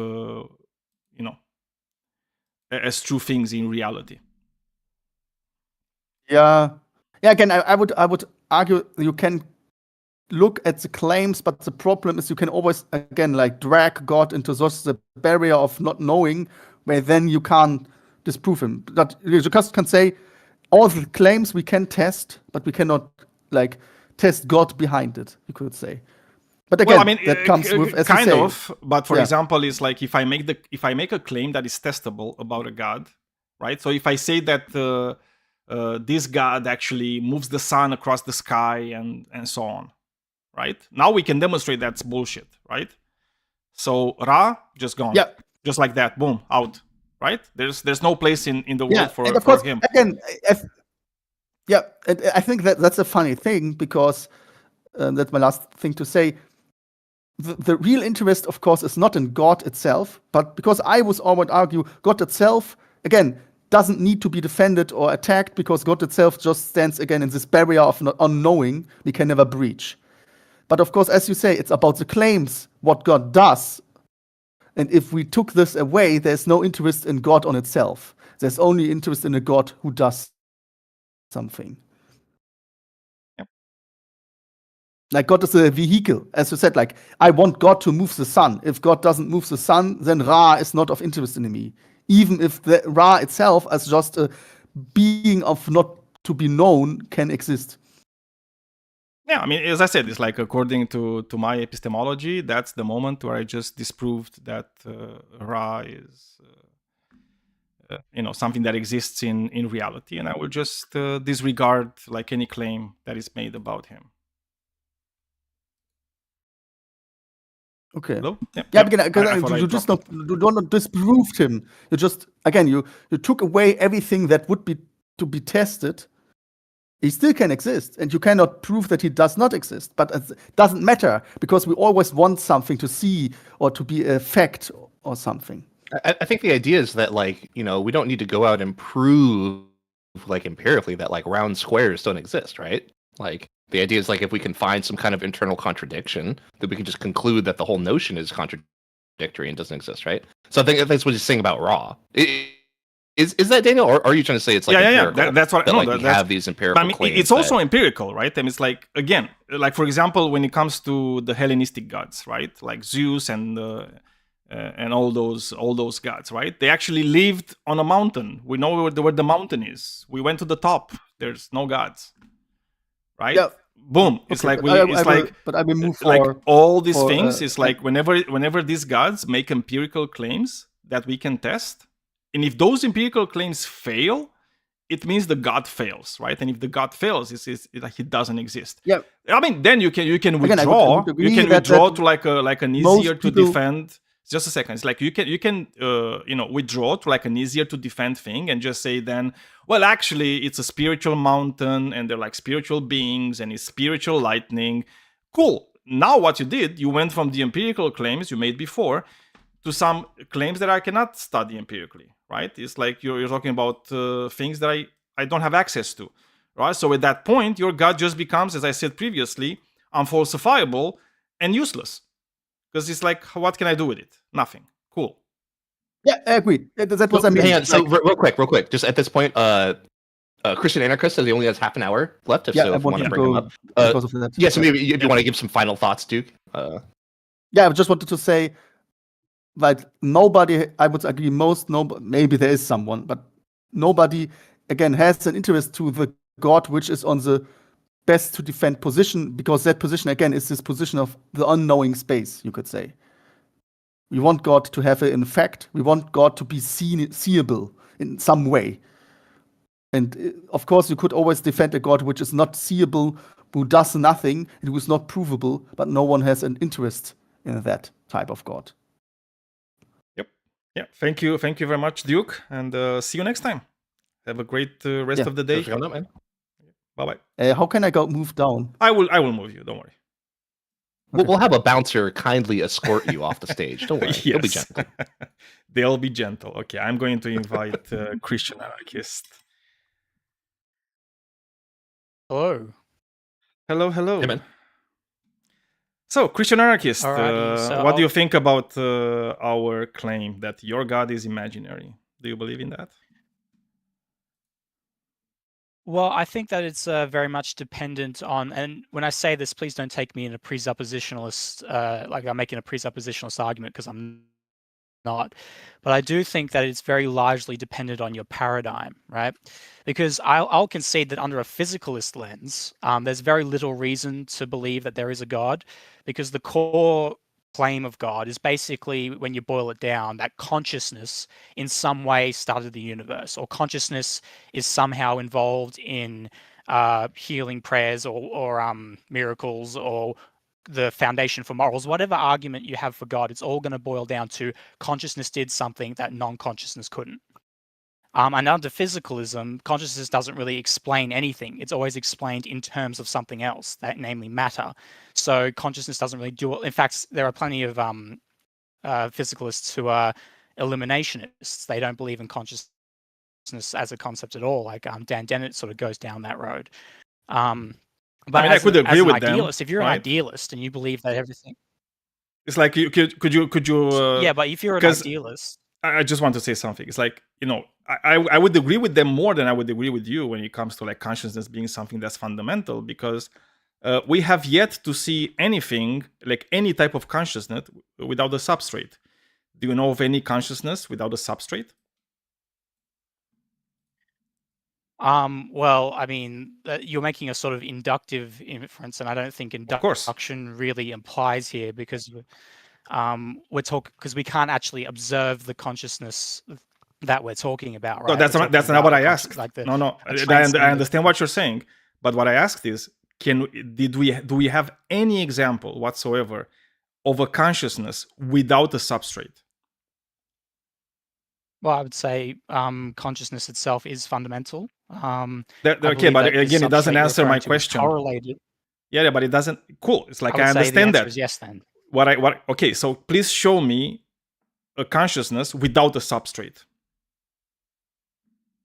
Give me I an would example. say God is the answer, and then you'll say, Okay, say, show well, me what's the evidence where for God that? And then is. we'd have to get into Yeah, it. but this is the problem, is because it's like I need you to show me things, right? It's like you claiming that God is that But consciousness To, without to be fair, substrate Daniel, though, doesn't help. but how does he show you something that does not have a substrate? How would you show someone that? Well, worse than that, I can't even show you my own consciousness in the way that you're describing. Like, if you're talking about empirically demonstrated, I can't empirically demonstrate that I myself am conscious, right? I can think show you you can. certain things that we think are correlated with consciousness, but we don't empirically have access to inner subjective qualia. I would have to I don't need demonstrate to you that. inner subjective qualia But I don't need that. correlated with Why do we need that? okay, well, because you're asking me to, like, when you say to demonstrate it, like how do I demonstrate to you that I have subjective qualia? Oh, that's not what I How do I asked, do though. that? That's not what I asked. So, what we know. Yeah, you're right? asking me what. I'm going to explain it just so you can understand. Maybe I wasn't very clear. So, what I asked is, like, from what we know, all of us have brains, right? And we also have consciousness, right? And then we see a rock. We see a rock. A rock doesn't have a brain and doesn't have a consciousness from what we know, right? We cannot investigate that. Do you know if rocks have consciousness? No, because there's no way from anything that we know from the investigation of the world. We only see consciousness being linked with a substrate. It's either brains or right now, maybe like microchips, whatever, right? Depending on how much you believe in AI. Well, the problem. So this is my problem. Well, my problem is that people which are like not physicalists as you call them, right? Idealists. They're coming and saying, well, actually, consciousness is fundamental. And every time I ask, where can I see a consciousness that doesn't have any substrate? They're all saying, well, I can't really show it to you, but you have to believe in it. It's God, and God is like everywhere. How can I tell that?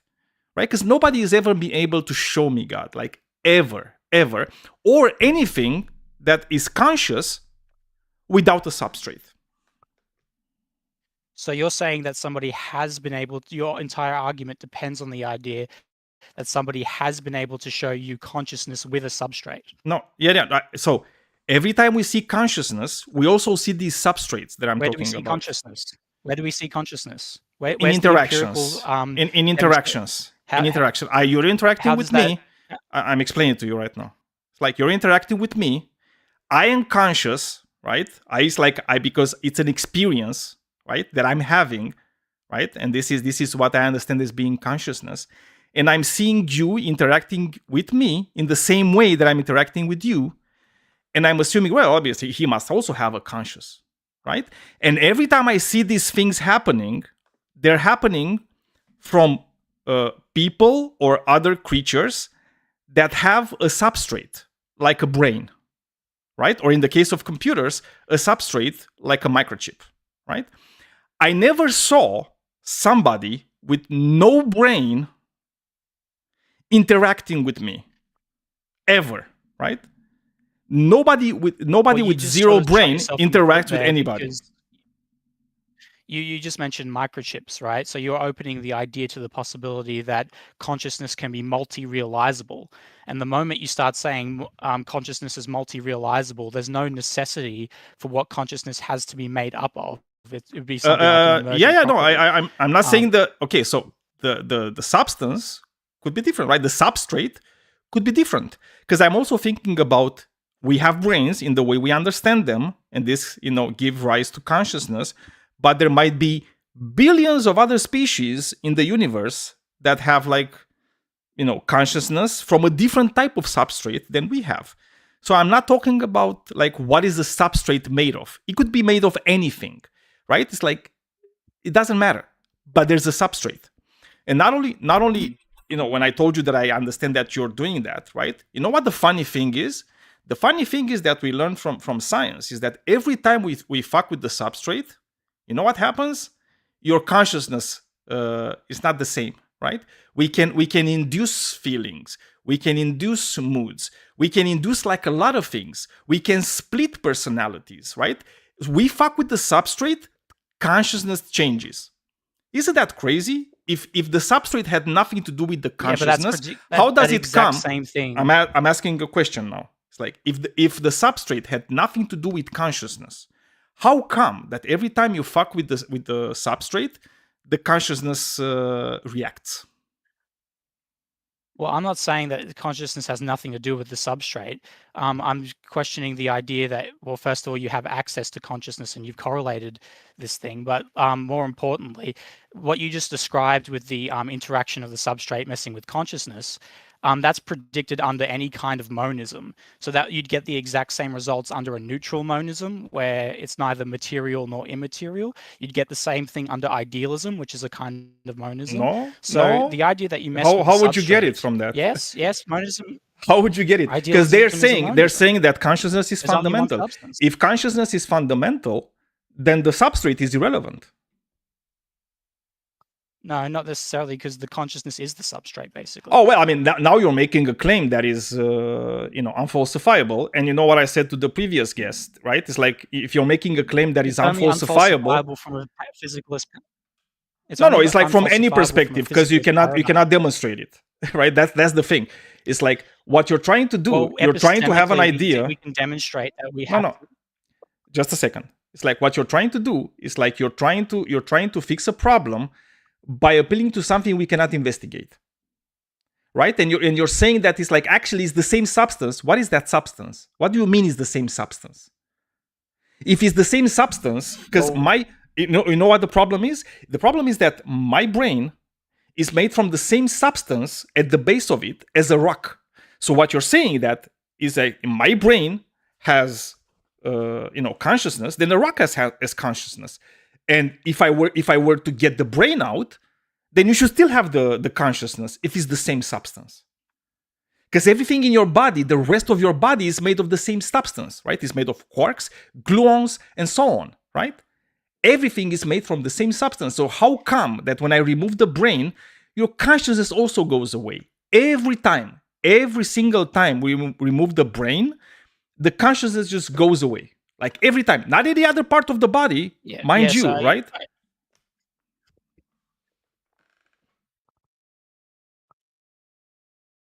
Yep. Okay. So you are familiar with the idea that idealism is a kind of monism, right? Yeah. Hold up. Am I cutting out? No, you're good. I can hear. I'm also having some internet issues, so I couldn't tell if you're cutting out or not. Okay. You sound good to me, Anarchist. So idealism is a form of monism. It basically says that everything is immaterial, right? Yes. And if everything is immaterial things interact with immaterial things, right? Well, I mean, you said that idealism is a type of monism. Yeah, well, most are. There's some versions that aren't, but the basic version of idealism is a monism. I mean, okay, so I'm going to have to dig in my understanding. So monism is just like the thing that you said previously, right? That everything is kind of like one thing, right? There's like one substance, right? One source. Yeah, you can contrast it with dualism, right? Yeah. Yeah, because and what you're idealism is the interaction problem. Yeah, but idealism doesn't really say that. Idealism just says that. It does. I mean, sort of, but not really, right? Because it's like it says that what is fundamental to the universe is consciousness, but consciousness can create these other things which are not consciousness, right? So you have more than one thing, right? like you might be look. You're going to be able to categorize things in all Yeah. sorts of different arbitrary ways. Yeah, but the whatever. idea It's is like, that, like if not you even just, worth talking you too much zoom in about it. fat. Well, you Well, yeah, zoom like- in closer and closer, and then instead of finding like quarks and gluons at the fundamental nature, you find thought and qualia. Yeah, smiley faces. Yes. Yeah, exactly. So, like, like for example, I could say that physicalism is a kind of pluralism because you've got many different types of quarks, but that would be wrong, right? Because the understanding is that they're all made of the same fundamental physical stuff, that stuff, right? Oh, we don't Um, know. That's the and- thing. And well, yeah, well, that is true. We don't know if reality at bottom is physical. I mean, I wouldn't. If we knew that, I wouldn't be arguing. No, that's not what I this point said. today. That's not what I said. That's not what I said no to. You said that, when we go down, it's like quarks Oh, are I made of the same apologize. thing, and it's like what I said is no. That's not what physics is saying. Physics is not saying that everything is made of the same thing, right? Yeah, you have some theories like string theory, which kind of try to unify things, but saying that everything is just strings, and it's just strings interacting with It doesn't strings have and to, so on. Daniel, for it to be monism, it doesn't have to be like there's like literally one fundamental thing, right? Like if physicalists think that everything boils down to fermions and bosons, that's totally fine that there's two different fundamental particles. Yeah. It's just that there are fundamental particles which are matter, right? So that Yeah. the fundamental nature of the universe is matter. Like that's the base claim. So then the idealist would just say that, the fundamental substrate is just is consciousness. No, I Right, understand exactly, that. Oh, because it's fine. otherwise That's if- why I said if- it's like, let's not get bogged down in too much philosophy because I don't like it anyway. Right, but then we'd have to be able to figure out whether everything is like, because I agree with you that dualism, dead philosophy, doesn't work, has the interaction problem, and any sort of pluralism will have the same problem, right? So we can narrow it down to like a kind of monism, right? When I say that I'm an idealist, I believe that everything is mind dependent, right? So consider all the qualia that you experience, the smell of freshly baked bread or something, the blueness of the sky. Those experiences that you're having, because they're experiences, they are mind dependent, right? This is the phenomenal world, right? As opposed to the noumenal world. Are you familiar with the noumenal phenomenal distinction? Yeah, I fucking hate philosophy, but yes, I am aware. Right. So if we're going to say that there's a noumenal phenomenal distinction, if I was to say that the noumenal is the phenomenal, that would mean that how things are at bottom at reality is phenomenal, and phenomenal stuff is mind dependent. So everything would be mind dependent, right? Now that's not what physicalism believes. That if you were to say that that's compatible with physicalism, you'd be crazy, right? Physicalism says that no, our phenomenon is caused by an underlying substance that is noumenal and not phenomenal, right? It's an unthinking substance. Yeah, what would be the problem with that? Well, the problem is that if it's noumenal apart from the phenomenal, how do you have access to it? How do you know it's there? Why wouldn't you Because have like physicists will access say to it? that like I mean, this is the problem, right? What's It's that? like every time. No, so I'm gonna tell you what the problem is. The problem is like every time people are reading like philosophy, like Kant, and they come across the noumenal phenomenal distinction, and it's like, oh my god, this is like so cool. It's like, oh yeah, this is like so right. How can you know that? Well, I mean, it's.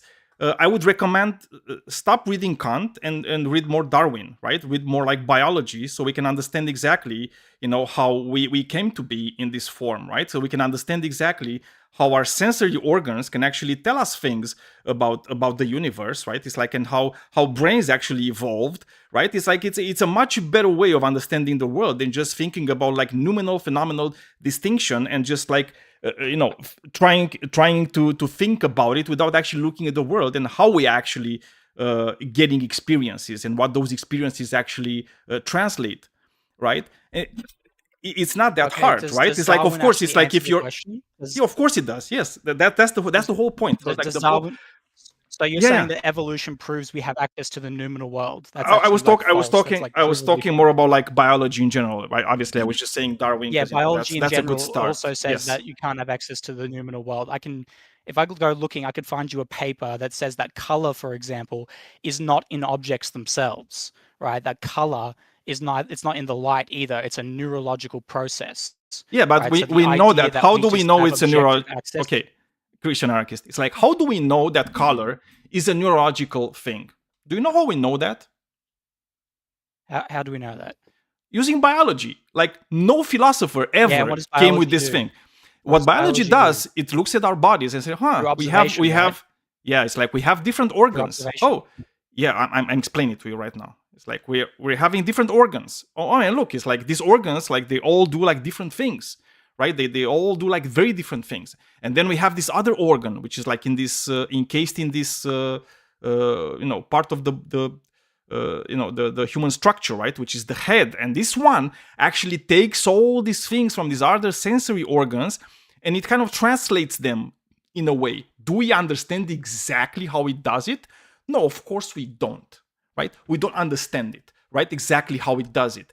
Does it mean that the brain doesn't do it? No, of course not. Of course the brain does it. Because you know what? It's no other part of the body that does that, right? The brain is the one that is responsible for us, like translating this sensory, these sensations that come from our sensory organs, right? These electrical charges that come from there, and we know how to actually poke in the brain, right? And we can poke in the brain with electrodes and actually induce sensations, right? Of warmth, of colors, of whatever you want, right? You touch a specific part of the brain, boom, we know exactly what kind of happens there. Do we know everything about it? Well, not yet. 100 years ago, we knew almost nothing about it. Let me stop you right there. So you're saying that biology has disproven instrumentalism. What is instrumentalism? Instrumentalism is a philosophical, scientific theory. It's the kind Philosophical, of scientific, there's no such analytic thing. framework. Yeah, in the There philosophy is of no. science. It's a position on the philosophy of science. It's an anti-realist position. Yeah, so basically, instrumentalism is the view that scientific experiments and things like that are extremely useful. They have tremendous pragmatic utility, but that doesn't necessarily follow that it describes underlying reality in and of itself, right? And they would go on to say, well, you don't have to. Science doesn't have to try to describe reality in and of itself.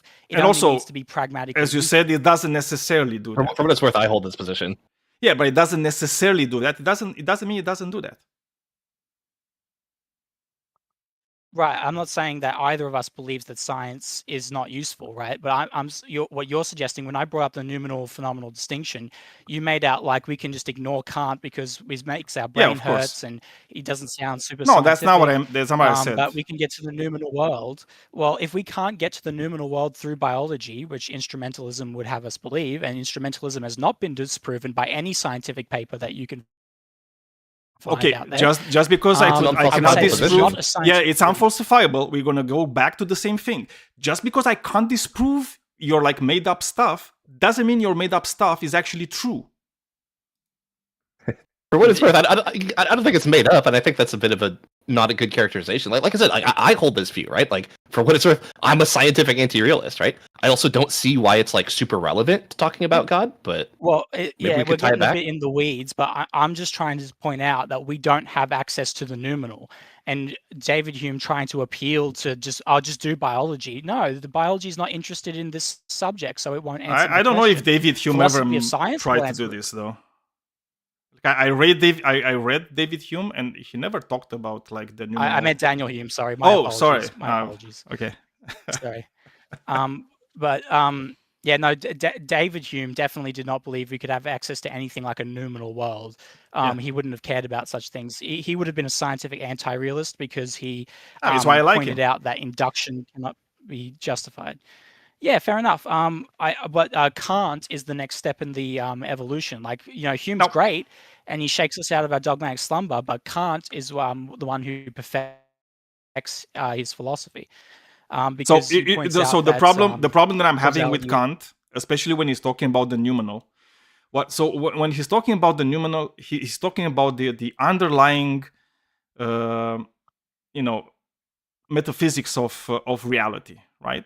It's like, what is that? It's like, yeah, can we have access to it? I don't know if we will ever be able to have access to it. So this is my problem with Yeah, it's Kant not when he's impossible. talking about this. It's impossible in principle. No, okay. When you're saying that you're having access to it, it's like it means that you can understand it, and it's like if you can understand it, you can do things with it. Like nobody like you claiming that they actually have access to this underlying metaphysics of reality actually can do anything with it, right? It's just claims on top of claims on top of claims. Not only that, nobody in your position that ever said that could ever make like a testable prediction, right? A novel testable prediction of reality based on those things. And this is how we actually do it, right? Whenever somebody has like a hunch that something is in a certain way in reality, right? They have a hypothesis, and then based on that hypothesis, they make a novel testable prediction, right? And then we go about and we test those things, right? And if it doesn't happen, it means that your entire like hypothesis was just crap, right? And you just go back to the drawing board and you try to come up with like a new hypothesis.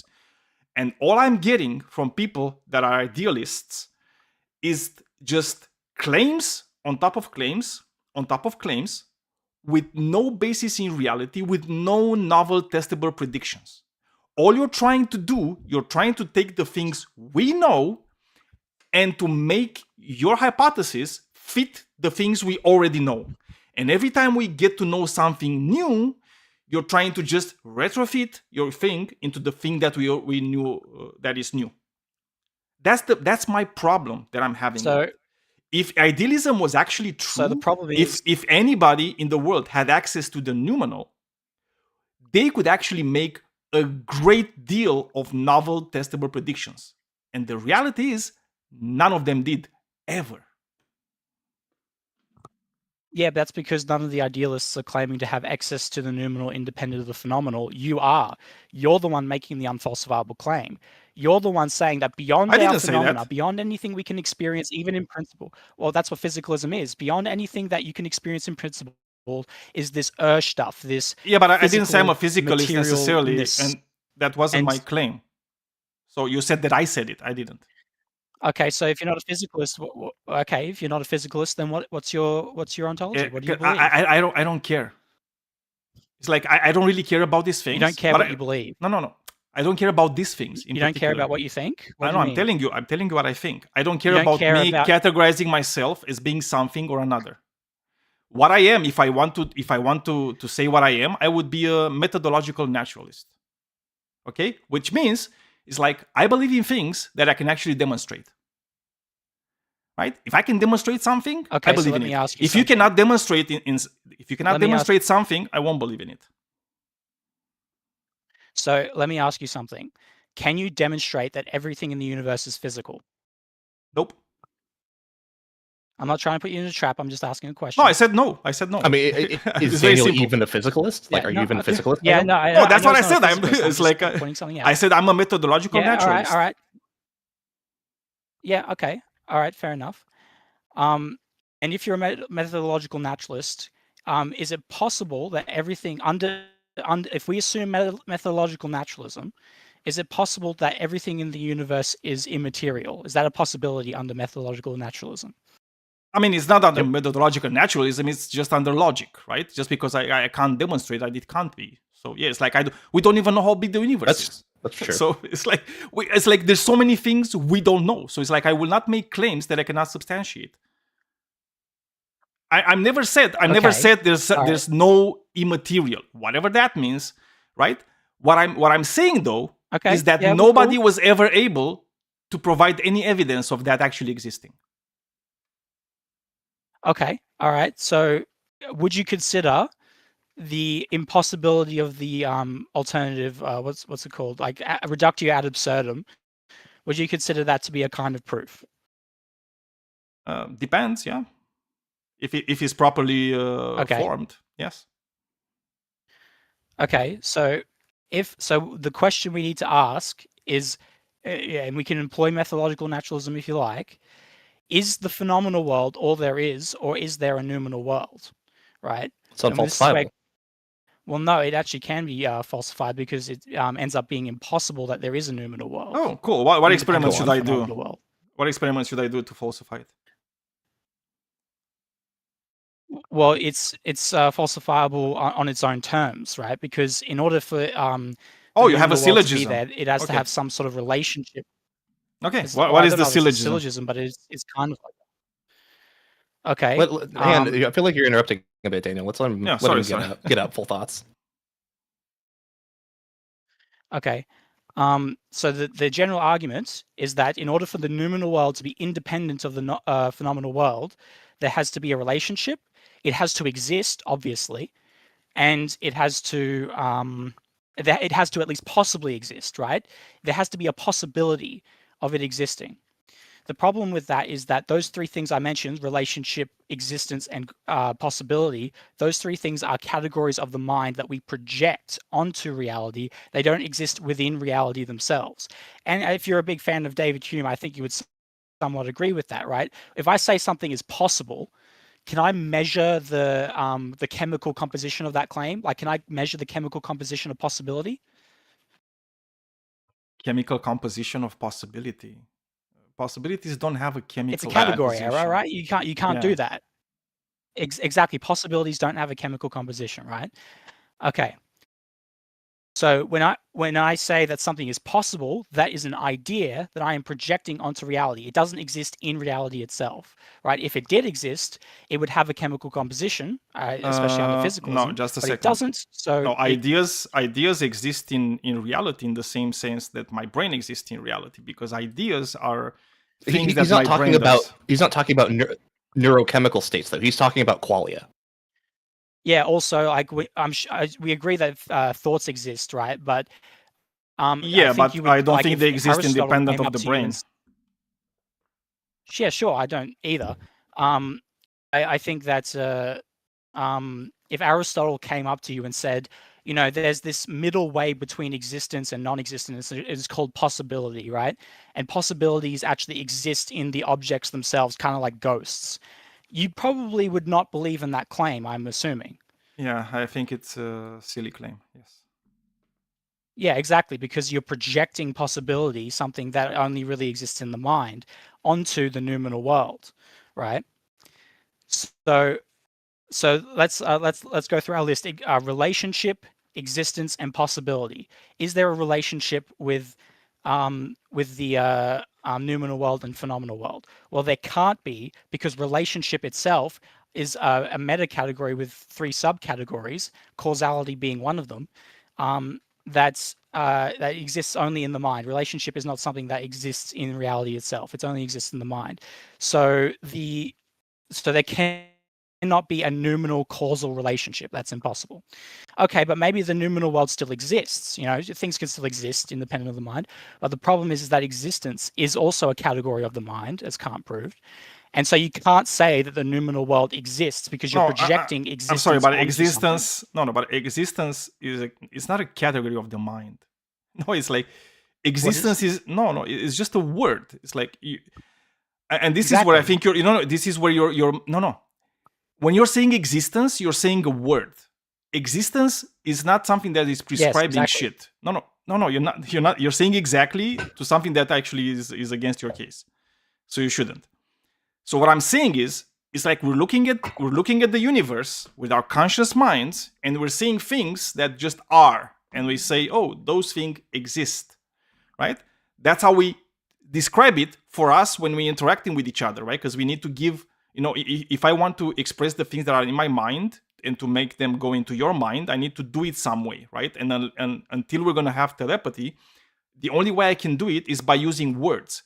Me saying that those things exist doesn't make them exist, right? They existed before I described them, and they will exist way after I'm not here anymore. So their existence is independent of me saying that they exist, or anybody else for that matter saying that they exist. So you're making a category error here, and when you're saying it's like, oh, actually, this, when you're saying existence, this is the state of mind, and actually the noumenal actually also has to exist because we think about it. No, that's just not the case. No, hang on. I believe you're the one making the category error. So let's examine this for a second. When we say that something exists, are we describing its chemical composition? No, we're describing a state No. of being part of reality. Right. So we're Why are you describing. bringing chemical describing something composition that- here? I'm just eliminating possibilities because I would imagine that for you, if something has chemical composition, then it exists, right? That is a mode of existence. No, not everything has but a chemical existence is something composition. Light is not a other than- chemical composition. Light doesn't have, light exists and it doesn't have a chemical composition. Yeah, like Wi-Fi does not have Yeah. chemicals. Exactly, like Right, radio waves exist. I'm- I'm electromagnetic using- waves exist. all right, does it have Neutrinos a exist, physical and so on. makeup? I mean, it Yeah, depends on what you sure. understand by Does physical. it have but a physical makeup? yeah,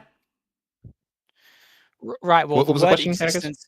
Well, the word existence is like a category where we mean certain no. things by it. The and word don't existence mean is a certain word. things by it. It's not a category. It's a word, right? You can put it in the category Words of can be words. Words can be categories. Yeah, Yeah, you words can can just be put it in the categories. words of category, but nothing Yeah, else. that's fine. There's no other category but the category of words, right? Which is it's under the category of languages, There's, right? That we use. As I said, we use it. there's other categories other than. Is color a category? Yeah, I mean, you sure. can make any categories you want. So then probably. there's categories other than. Yeah, that's that, and he's just doing it linguistically. That's fine. Yeah. So go on, Atticus. Yeah, well, you've just proven my own point. If categories or words, right, are nothing more than linguistic concepts, then we can't just be applying our linguistic concepts onto reality as if the course we map can. matches the territory. That's a fallacy. No, it's not. No, you think the this map- is But the only way we what's- can What's do wrong it. with a sort of and what's wrong with a sort of instrumentalist view where it's like, okay, maybe I'm not trying to give you like strict claims about the ontological nature of reality, right? We're just creating useful fictions. Exactly. Yeah, that would fit in with the idea that the word existence is a kind of category. Or if you don't like the word I'm fine with category, it's a linguistic term, right? You can't necessarily apply all your assumptions that are included within existence, right? Like Heidegger, I don't like Heidegger, but he talks about this, that there are many assumptions that are laden into, like if you were talking to a Greek right now, a Greek might say that in order to exist, it has to have teleology. It has to be categorizable into the 4 different causes, but that's unscientific, right? But that's how they categorize existence. That's their category. Yeah, of because they existence. didn't know They like a couldn't lot of things that conceptualize we it do. otherwise. Yeah, because they were ignorant. Obviously, so it's like of course they wouldn't know a lot of things because obviously they lived like 2,500 years ago. What the fuck did they know? Almost nothing, right? Yeah, but what the reason that they were making an error is because they had this category called existence or whatever it is in the Greek, and they were applying a certain assumptions that went along with that. Now I'm saying that you can't apply those assumptions. That's all. What I'm saying. assumptions? What assumptions am I doing? So it's like if you keep bringing up Greeks, I don't really care about what the assumptions Well, I don't they know. made. What's your definition of exist? What does it mean to exist? What is to exist is to be present in reality. Right? Can something exist mind independent? Is that even possible? Yes. Yeah. Yeah. You Right, know how that's I an know this? assumption. You You know can't how I know. know this? And you know this too. It's like when do were I you know born? And like if you're saying when were you it's born? an assumption, just And okay, I'm gonna demonstrate to you. It's like I was when were you born- born? I was born in 2001. Okay, I was born in 1980. Not giving you my full date of birth. Yeah. Do you Okay, think I cool. existed before you were born? Sure. Yeah, there you go. That proves nothing. Wait, hang on. Oh, that it does. proves It's like nothing. you said. The You problem said here, it's Daniel, mind. is that- It no, is mind Daniel, hang on, independent. It's independent of your mind. Problem, Yeah, for my what it's worth, mind. Daniel, I've spoken with Anarchist a bunch, so I know his position here, right? He's saying it's not a problem because there is a fundamental mind, the mind yeah, of no, I God, knew where that he goes. enables you Yeah. to exist before he does, right? Yeah, but this is the thing that you need to Um, demonstrate. So it's like you just saying, it's like, oh, does anything exist independent of my mind? no, Yes, no. because You're the I- one. I'm not even like necessarily claiming that yet. I'm just asking the question: what is your category of existence, right? Wait a And second. the idea that Wait there's a even the second. possibility. does God exist? Sure, I believe so. You don't. But I mean, he cannot exist without the existence-defying dwarf that actually looks at God and makes his existence exist. Did you know that? Wait, hang on. I just thought of something. You Yeah, but you said see, it's like before that, you're. So we have a Well, mystery. hang on. Let's let him get his point out here. Yeah, I do apologize if I'm cutting you off on something, but I've just thought of something. We're probably So, both. There's said some that lag what- here on me. Sorry, I think it's my internet. It's Yeah. kind of like Yeah, shitty. that So is a big part of it. I'm going to kind of probably interrupt You you guys when are I don't probably like necessarily literally need to. across the world from each other, Yeah. Yeah. like perfectly 180 degrees. You know? So when you say that something is present in reality, what is reality? Is reality a category? Okay, to be fair, if we can't agree on what reality is, Yeah, it's like We're what not you gonna see. get very This is my problem with philosophy and Phil Bros. Again, I'm not saying you're necessarily a Phil Bro, but this is like literally a Phil Bro argument where it's just oh, how do you know that? Oh, how do you know that? Oh, how do you know that? Which is like a very childish thing because you're gonna say, oh, well, what is reality? What is this category? Oh, what is that category? It's like, oh, how do you know this and how do you know that? For things which are like very, very clear for everybody, right? So we're gonna go the Jordan Peterson way. It was like, what do you mean by do? What do you mean by you? And so on, right? Which is kind of very silly, and I'm not really, I don't care about this. Like, to be very honest, we both know what reality is. the thing Is we're the arguing sum about- of all things that actually exist, right? And you're gonna say, well, actually, it's use a the word set. existence. You use the word yes, like because the thing is, you're gonna go into the Munchausen trilemma, right? Where it's like things are going to be, circular. You're gonna be having a dogma, right, about these things, right? You're gonna go there. You're gonna go into that place, and there's nothing you can do about it. Right, because this is the problem you can with solve that. epistemology. No, you can can't. solve that. Like, no, No, there's the reason you it's called the can. well, let's hear him Munchausen out. If he trilemma. thinks he can, let's hear him out. Yeah, If he thinks all he you can, have then to let's hear him do out.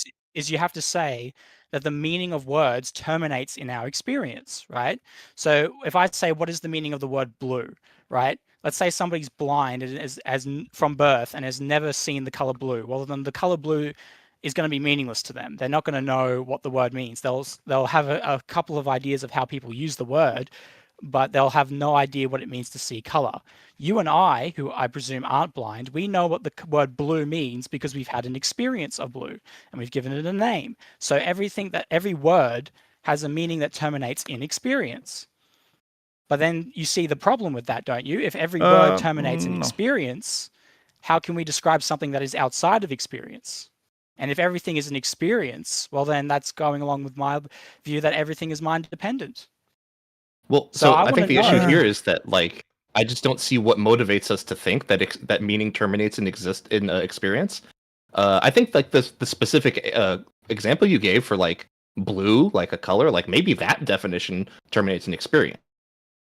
But why motivate the idea that all definitions terminate in experience? Well, because if it doesn't Also, terminate in experience, then it has no, to but you don't define in have to terms have of some other experience. proposition. No, you don't have to have experience to know things about the color blue. Okay, so if So I maybe say, maybe you let's never say that saw I the say color it's a- blue. I'm going to explain to you how you can know it, right? And what I'm saying is that you can know things, right? Maybe there's some things you don't know until you experience them. You don't know how the experience of blue is, right? Because that's a different thing. But you can know things about the color blue, right? Because you can learn from One like second, physics get the call. books. You can learn about photons, and you can learn about like waves, and you can learn about what's the specific wave for the color blue, and so on, right? So it's like you can know so many things about the color blue. You probably wouldn't know the experience, how it is to experience the color blue, but you can know everything else about it. So if I said that I have this word, there's this word fabula, okay? I'm experiencing fabula, right? And Yeah, you can describe it you to me. asked me, well, what is fabula? Yeah. Yeah, right. And I said that I have this sixth sense, and Yeah. it has this impression on me, and I just flabbergast it. I flabbergast cool. fabula. Yeah, cool. And you can Yeah, explain do you think that everything. has any meaning at all? I mean, it depends Yeah, on but whether if- or not if you you're have to able. explain it in terms No, of no. other meaning. It depends on whether or not you're able to actually explain these things to me in a language that we both understand, using words which definitions we both agree to. Yes, Yeah, but obviously, the problem anybody is that can each make up definition- words. Like anybody can make up words, right? You can make up the word fabula, right? I can make up words. Like everybody can make up words because you know what? All words are just made up. They don't exist independent of us exactly. humans, right? Or like life in general, I agree. probably, right? They're made up. We make them up to describe things that exist in reality. That's all we do. Yeah, well, here's the thing. Here's the thing. If you have to use words to define other words, then you're going to have to define those words, and you get an infinite regress. Derrida points this out. There you that all go. words are You defined just by came terms of other back words. to but you came back to what I've told you before, because because this is the Yeah, but you're the thing ignoring with the problem doesn't epistemology. solve the problem. This is the problem in epistemology, right? Anything goes down to the Munchausen trilemma, right? It's either going to be circular, it's either going to be dogmatic, or it's going to be regressive, right? Yes, and we know No, it these can be things. These are issues. These are issues in epistemology. It's a false trilemma. It's a false trilemma. No, it's not a false There can trilemma. be What things do you that are mean it's a false self-justified. trilemma? Yes, it is. How Yeah, is it they a false can be trilemma? non-inferentially justified claims, because they can be non-inferentially justified claims. Like what? Are you saying that all claims are inferentially justified? Please tell me. How do Give you me an know that? example. Give me an example. Well, my experiences. I've already told you. All the meaning of words terminates in my experiences. So, like experience. experiences. If I go outside and Yeah. if I go outside and I see a sunset, right? Yeah. Me seeing the sunset isn't saying anything. There's nothing propositional about me seeing a Yeah. sunset or experiencing it. No, There's no, no it's an words experience, being and I claimed. understand that. It's And an I understand that. Yes. When you're okay. but I'm not talking about experiences though. So the thing is like we were not I am. talking about I mean maybe, but you're kind of confusing things here. We weren't talking about experiences. We were talking about things that we can know. Right? And we're talking Yeah, about how exactly, you can experiences. explain things to me, right? And how you can define things for me, which is different from experience. That's why when we're talking about the color blue, what I said is like you can know everything there is to know about the color blue minus the experience of experiencing the color blue. But everything else you can know. Just like if I go to a freaking tribe in the Amazon, right? And I'm gonna call, oh, what color is this? Oh, blue. Oh, do you know? Yeah, I know this is blue. And they will know nothing else about the color blue that I know. They will only know the experience of color blue. They will know nothing about photons. They will know nothing about the light spectrum, what nanometers, right, is the color blue in, and so on, right? They will know nothing about those, but they will just know the Right. experience, right? So if I say that the color blue is a photon that vibrates at whatever frequency, right? All of those words I just used then have to be defined. And how do you know Of what course. they mean? How do you know what a photon is? Well, then you can go on and define what a photon is. Yeah, Then that's you have how we to know do what it, that is. yeah. And eventually it is going to have to determine it either goes in an infinite regress, which is you're saying that, yeah, it goes in infinite Which regress, is but we don't exactly care what I because lol, said. philosophy is gay. Which is, no, as I said, it's like it's Or going to it go. could terminate in Look, experience. we had this conversation like a few episodes ago with like another gentleman where I told him the same thing, and I agree, because this is the problem with us using words, right? It's like we don't have like a tree where we get words which are like super objective, okay? So the way we do it, right? Yeah, every that's time we my do this, every word is going to become circular, or is going to become dogmatic, right? Or is going to be regressive, but that's usually not for words, right? It's more for like other things. But when it comes to words, they're Or either going to it's be gonna dogmatic defined in terms of experience. or is going to be circular. Well, that's What dogmatic. do you mean by right? a word being dogmatic? I mean, we just say What- we say this is a photon, right? Because we say it's a photon, right? It's like that's how we call light, and we say Okay, light yeah, has these two 'cause I- things. That's dogma, right? It's like we don't need, as he said, it's like when there's an Yeah. experience, we just say it as an experience, right? This is how we call these things, this thing that we experience, right? We call it blue. Why? Because that's what we call it. Like blue. I Blue hold is to this dogmatic. theory of Blue is dogmatic, right? Well, why? Because we decided to call this part of the light spectrum blue, and this other part yellow, and this other part red, and so on. We just decided, right? Dogmatically. yeah. So And I, those words don't have any meaning unless you've experienced. Of what course those they colours have are. meaning. No, not necessarily. How because would you tell look, the difference? you can have blind people. You have blind people in the world that know about colors, know things about colors. Yes, they will never be able to experience those. That being said, it doesn't mean they don't know what those things are at some level. Yes, they will never have the experience of those things. It doesn't mean they don't know something about those things. It's like, I don't know, it's like Yeah, I agree with this. what you're doing is you're saying that the only thing to know everything about a thing is to experience it, and it's just bullshit. You know, because nobody has ever experienced like a black hole. Does Like it mean we Walking don't know Dead, anything about Daniel, black David holes? Hume. Of course we don't. Well, we experience certain things that have been detected on machines, and we experience those, and we extrapolate it out, and we create Yeah, but abstractions. you, which we, you or me yeah. or Christian here, none of us experienced a black hole, and we'll And like hopefully maybe we could do the never same will. thing where like we can hook up. Let's hook up a blind person to a machine that like taps out in Morse code when it's like they pointed at certain colors or something. I mean that by that extension, they could experience colors in the same way we experience black holes, right? Listen. I do have to get going. I did say No, that. it's fine. It's fine. Yeah, no I only problem. had half an hour.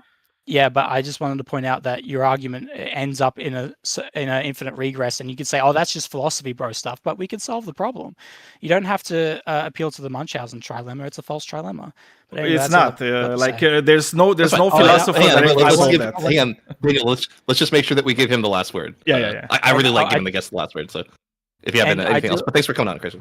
I know this is really annoying as well, but you mentioned before about how prayer is unreliable, based on what you didn't call it the Templeton study, but Well, it this is the new can of Templeton study. worms.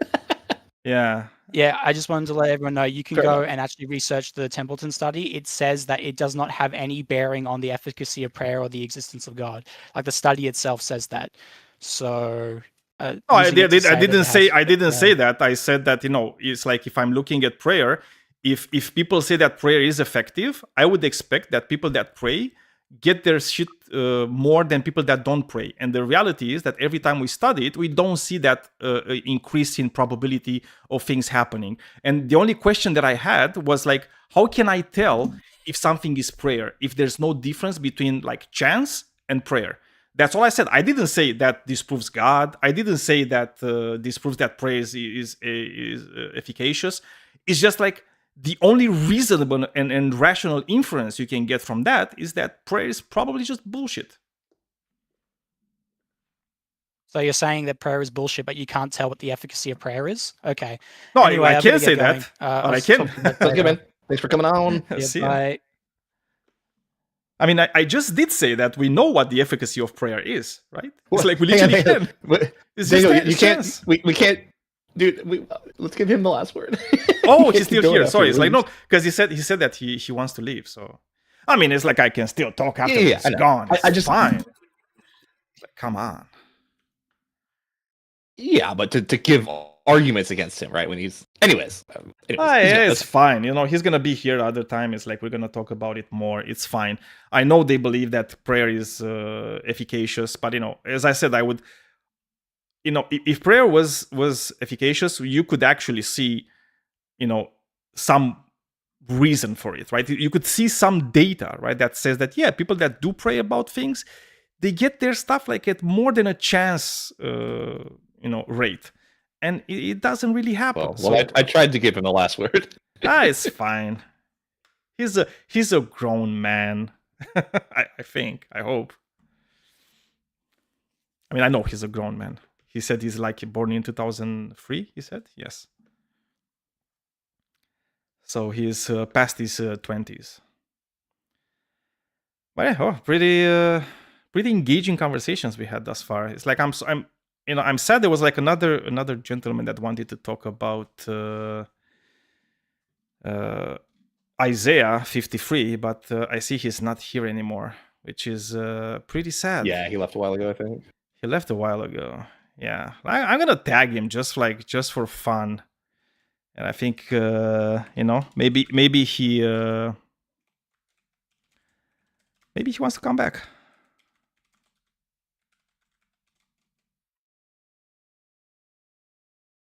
Yeah, we'll see.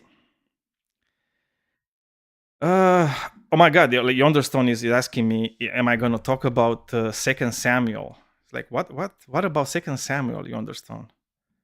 Do you want to talk about 2 Samuel?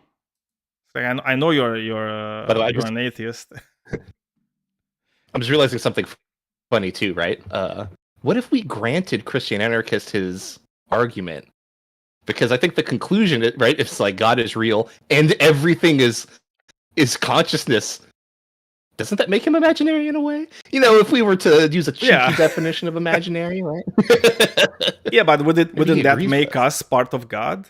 So it's like if everything is consciousness, so what? No, There's I don't like think a so. mega consciousness that creates this like smaller consciousness, And how does it create But them? like This is everything's ex physical, nihilo? but we're not Mount Everest, right? Yeah, yeah, but again, it's like, you know, that's under my view, right? It's like I can understand there's like limits between physical things. Oh my God, no, Yonderstone is like, yeah, I forgot. Oh, we're not talking about Second Samuel. No, we're not talking about Second Samuel. I know it's a good one. Do you know what Second Samuel is, Krishon? Not off the top of my head. Yeah, so Second Samuel is about the punishment that God intended for David after he, had sex with Bathsheba. After he made sure that his her husband is killed in a war, and God did like a very nice thing, right? God said, "Oh, you had a kid with Bathsheba, so what I'm gonna do, I'm gonna kill the kid," and he kills him in like about a week or so. And then he says, "And then I'm going to make sure that your wives are going to be raped, and they're going to be raped in the view of everybody, so everybody can see it." And then he does it, right? He raises troubles in his own house, right? And one of his sons, Absalom, actually tries like a coup against his father, and he does exactly that. He takes like 10 of David's wives. He takes them to the top of the palace, and he actually rapes them in view of everybody, which is very, very nice of God. But yeah, what can you do? God is great, I get. Okay, so anybody that wants to defend their beliefs, Christianity. I don't even know how many Christians we have here right now, or believers. But if anybody wants to talk with us about our prompt today, remember our prompt is "Your God is imaginary. Change my mind." So we do believe that your God is imaginary. Let's see if you can change our minds. Maybe today is the day. I'm still waiting for the Holy Spirit, Krishon. Is the Holy Spirit going to push these Christians or these believers to come and defend their faith? I don't know. Only if you're open to the relationship. I am open, actually. I am what they call a non-resistant non-believer. So I'm open to the idea of God. I'm open to being proven wrong in what I believe. So if anybody has, For sure. if anybody has anything, something to go back on that topic earlier, right? About like the relationship with God. Like something I take issue with is like, when Christians tell the atheists like, "Oh, you're just closed. You're not open to the idea of God." It's like, and then so you won't try things in your life, right? Like I think I am open to the idea of God, right? But I do have this issue of like, I don't think that I've ever honestly prayed to God, because I don't see how I can pray to something that I like truly don't think exists, right? Like I'm just I'm just so unconvinced of God that it would make no sense for me to like sit down and like direct my thoughts towards, like, I don't know what I'm directing my thoughts towards or something. Like, I don't know. Yeah, like, but that's something I have a hard time doing. I used to be a believer. So I used to pray. It's like, and I prayed like, I used to pray and I used to talk to God. I never got any response from God, except for anything that was in my mind, right? So it's like, I never got any response, but I truly prayed. I truly asked for things. I truly asked for forgiveness. I did all the things. And yet Christians are still coming and telling me that I have to do that. The thing that I already did, right? And every time I tell them that I did it, they're just like, yeah, well, it's like you didn't truly do it. You didn't put your soul into it. And I don't know how the fuck they know that about me. Because I truly did, right? I truly, it's like I was a believer. I wanted to become a priest at some point. So it's like, I don't know how they know those things about me. Because I don't think they do, actually. I think it's just a bunch of nonsense. I mean, I can tell you how they like their logic, right? It's like the same logic if you told me, like, I, Daniel Hume, yesterday, jumped 50 feet in the air with my 2 legs, right? It's like, well, I know you didn't do that just because it's not possible, right? And like in their view, it just is truly impossible that someone actually was open to the Holy Spirit and didn't receive that kind of communication or something, which I think is just a very strange way to think. Yeah, but yeah. It's very condescending in a way, right? And it's I agree. very, they're just treating, you're not a real Christian, right? Because it all boils down to this. You're not, you weren't doing it with full faith, basically, is what they're saying, right? They're And like, imagine the reversed critique where the atheist goes up to the Christian and said, you're a Christian. Well, you were just big dumb dummy who with no intelligence, right? If you were smart, you'd be an atheist. Yeah, Like, well, like I mean, if you're that's kind of actually a bad using your critique. full brain, if you're using your full brain, you would know that's bullshit. But you're not using your full brain. But the moment you're using your full brain, you're gonna know that God doesn't exist, and they would be really offended by that, right? Yeah, Which- like, and I think they rightfully should. so, right? Rightfully so. Yes. Yeah. It's like I would never do that, But it's Right. like I would never, say to a Christian, I hope you're going to use your brain to come to the conclusion that God isn't real. But that being said, I get a lot of Christians, telling me it's like, oh, I will pray for you that the Holy Spirit enters you and you come to the realization that God exists, which is kind of the same thing, right? Which is, again, it's like, it's very condescending.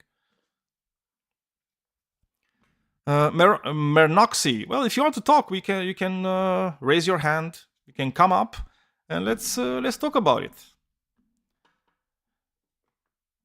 This is a live show. It's like if you're just going to write, it's not gonna be helping that much. We like a conversation. We try to be as nice as possible. One of the rules of this is that everybody gets a voice, everybody gets their time to speak. I'm trying to be as less interrupting as possible. It's not working great every time because sometimes my internet is not the best, and or I get super excited. That honestly is a huge part of it, just Discord lag. But I Yeah, appreciate yeah. that, like, if when I jump in and feel like the guests need more time, that every single time you've given them more time. So I feel like that's good. And I always remind people in the chat too, because like there was a guy earlier saying like, oh, 2v1 debate, that's not fair. They're just gonna filibuster, right? That like if Yeah. anyone in the chat ever thinks that we're like being unfair towards a guest or like wants to give them more time, just tag us and like I'm happy to give them more time to speak, I mean, again, Alex, I don't know if you're saying what I think you're saying, but no, it's like as I said, it's like I'm a non-resistant non-believer, right? So I used to be a Christian. I believed in God. Like I was more specifically, I was an Orthodox Christian. I did believe in God. I came to the conclusion that it's bullshit, right? Like all the evidence that I've seen, right, and all the evidence that I have, just tells me that Christianity is not true for a lot of reasons. That being said, I'm not married to my beliefs, right? If anybody has any evidence that I've never seen, right, or an argument that I've never pondered that can change my mind, cool. It's like you can present it to me, and I will change my mind. But it has to be good evidence, and it has to be an even greater argument, right? Because I put evidence kind of like above just pure argumentation. So if you have any of those, I'm open.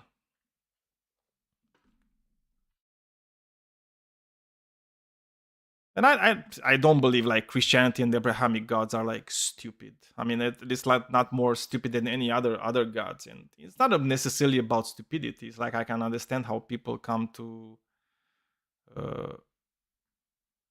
I mean, if you want to come up, Arilex, we can have a conversation. Are you okay with that? It's like because it's a show and we're also like streaming, and I would like to just have like a conversation with people rather than just like reading things that people write.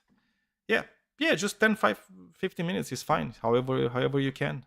Like any conversation is good. We can duke it out. There you go. Come up. Yo. Hello. Yeah, so So, brother, hello. How are you? You're good. Good. So the point is, I mean, if you say no, that because of these beliefs I hold, that can never be true, right? Then it's kind of hard, right? So I'm but just I didn't say that. So No, I no. didn't So say I was gonna it can ask. never be true. I know. But like, are you open to moral realism, in the sense that morality is somewhere out there and we're trying to find it and map it out and stuff like that? Funny thing is, I am a sort of moral realist. Okay, this is my one of the positions that maybe like I know like Krishon is a moral subjectivist.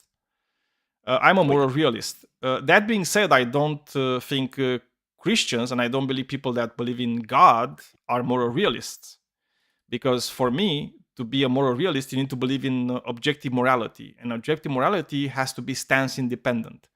And when it comes to God, morality is from God. God decides what is good and what is bad. So it is not stance Well, not independent. It's necessarily. definitely stance dependent on God. Well, not necessarily, right? Because if you're a moral objectivist, you think of morality as a unchanging, maybe. I mean, you must believe in an unchanging morality, right? An unchanging source of morality, I would say. I mean, in with order for it to unchanging be principles. Yeah, exactly. So in order for it to be objective, it has to be stance independent, right? So if something is moral now, it was moral 1,000 years ago and 2,000 years ago and so on, and will be in the future. So the problem is that I'm having with the Abrahamic gods is that we can actually look in the book and we can see a lot of things that were moral in the past and are not moral in the present.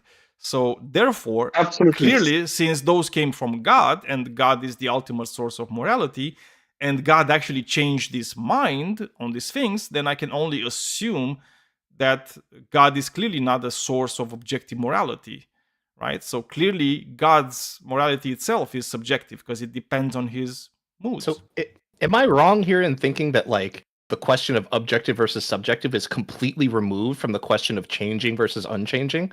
Like what would be wrong with there being an objective fact of the matter about what is good and what is wrong? And those facts just do change throughout the course of the universe, right? They're just not dependent on like someone declaring them or someone's stances or opinion. Like I think that it could be changing. I don't think it is, right? Answer, Daniel? Or should I answer? Yeah, you can answer. It's fine. So the point is that, sure, I mean, the point is that the values and the principles don't change, but the circumstances always change. Therefore, you will always come to new challenges or new things. And then the point is, how do you decide what's right and wrong? You would then appeal to those principles and values that, in my opinion, are unchanging, right? If you're a more realist like me, then you're just thinking, okay, let me find them. And the question is how you find them, right? But yeah, I believe the same, that there must be principles and values that are unchanging. You come to new challenges and then you apply, the principles and you find the answer. It's like a formula, so to say. If you think of math, it's like a formula. That's a nice way of putting it, because this is kind of like how I see it, right? Like for me, because we are like, we are physical beings in a physical universe that have to obey kind of like physical laws of the universe, and we went through stages of evolution from like proto cells to human beings, right? We are being shaped by these forces, and I think there's like some biological drives into us as a species, right? That kind of define what is best for our species, right? And that would be kind of like the if of the matter, and from this if you can actually determine exactly what are the best course of actions for us as a species, right? And you can define it, as you said, kind of like a math formula. I don't think we are there yet. I don't even know if we're ever going to be able to kind of like decipher how these things will work. But if you can do it, you can kind of see, okay, what is good, what is bad. That being said, it's like even us as a society, I think we are kind of moving towards that, right? It's like we are slowly moving towards like the right answer to this formula. And we can see like human society and human societies like becoming better over time, right? And especially in the modern era, due to a few factors, right? It's like as soon as we started to put more emphasis on self-determination and freedom and so on, we just started to do better and better and better, right? And we flourished more and more and more. So that's why it's like when we're looking in the past, we can see that things like, for example, slavery or rape, they're bad, right? And we can agree that they were always bad, right? For like very, very clear reasons. That being said, It when really you're looking- depends. No, that's what I'm saying. It's like it doesn't. I would contest that. Okay, so I would can you tell contest me? that because Do you think rape is good? no, wait a moment. Whoa. Wait, I was gonna contest something else.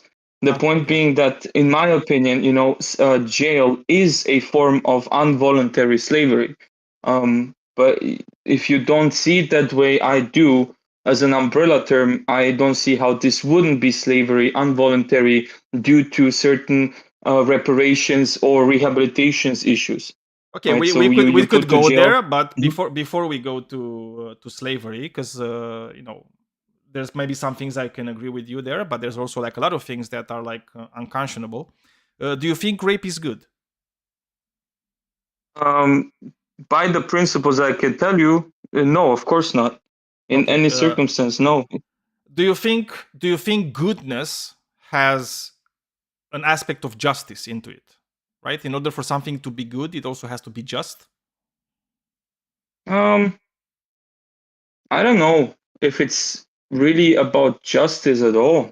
No, I but don't it's know like if in it's order about justice. if something is unjust, it cannot be good, though, right? Sure, I Okay. guess, but I don't know. The concept of justice is weird to me. Okay, so look, but- for example, let's say you cheat on your wife. right? That's Let's say- disgusting. Yeah, let's say obviously it's like Yes, sir. you should never do that. I'm a married man, I would never do that, right? But let's say you do. Okay? Do you think as a form of justice, as a form of punishment, should your wife be raped as a form of punishment? Oh my lord! What the fuck? Okay, How the fuck does I'm asking that... you. We'll get there. But do you think No. that's good?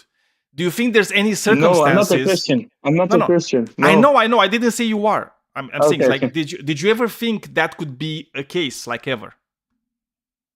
That Like, doesn't this make is- any sense. Exactly, right? It's like neither does for me, right? Like never ever in a billion years, right? Should anybody think that a good way, right, to punish somebody that cheated on their wife is for their wife to actually get raped, right? That being said, and again, I don't know what what you believe in. You're probably like a Muslim, right? I would assume. No, I'm not. He's a generic theist. Generic theist, okay, right? If we go to like specifically the Bible, right? And this is Yonderstone, kept asking me, so I'm just going to gratify him by bringing these verses up, right? There's a verse in the Bible, right? There's a place in the Bible in 2 Samuel. Yeah, I saw it. I was Right? here. I was Exactly, here. right? And I talked about it, right? Where that exact thing happens, right? So a guy cheats on his wives, right? Because he had multiple wives. And then as a punishment, right? His wives are being raped, right? So I can look at that thing and I can say, well, that's clearly immoral, right? That's clearly Yeah, something that is unjust. For That's me, simply- it's, yeah. So I can just take that God, right? And I can just discard it as being the source of morality, right? Oh yeah, absolutely. I mean, not only from There you go. that, but many other things for sure. If you have like but- a generic, if you have like a generic, it's like you believe in like this force, right? Well, I don't know But it's not exactly what too- your it's- force it's is. specific. Yeah. It's specific. It's not really generic, right? So I would say that a certain, really, 0.5%, 1% of the Bible could represent my God and would reflect my God's values. The issue would be that I say, all these religions bastardize my God, and they all claim that they follow the God of love or the God of life. Where it clearly, for me, there is too many contradictions to both of these statements, right? That God somehow values life in itself and that he values love in itself as a intrinsic value, right? And the Bible definitely in many parts disregards this, and life is, I can take it and give it, and love, I can take it and give it. I can choose who I love and who I don't, and I can choose who to give life and who don't, right? And who to Yeah. take. So But look, let's it- if you believe so you're saying that you're like a general deist and you believe in God, whatever that God is. No. No. Mhm. So it's like whatever Well, I that wouldn't God say is. general. I mean, I can tell you some principles, but that's why I said I'm very tired, and Oh, I okay. couldn't give you all the principles that would work in parallel. But there are certain principles that God. Well, look, it sounds crazy, right? Because the point is, where is the source of all this knowledge, and how did I get it, right? A normal person would say, well, you've dealt with life, and your brain gave you like artistic visions or artistic, thoughts that then, you can understand the meaning from those thoughts and blah blah blah. But I truly, believe that I had experiences where it's non-normative in the sense of like completely not like my normal life, where how I speak to myself in my own mind and think to myself, and received and talk to someone, or someone talk to me, right? Or that I've had, for example, visions that, again, I don't see spooky ghosts somewhere and whatever. That's not the case. Is that it's very specific to circumstance where I have gotten certain visions, in the sense of my mind, closed-eyed visions, right?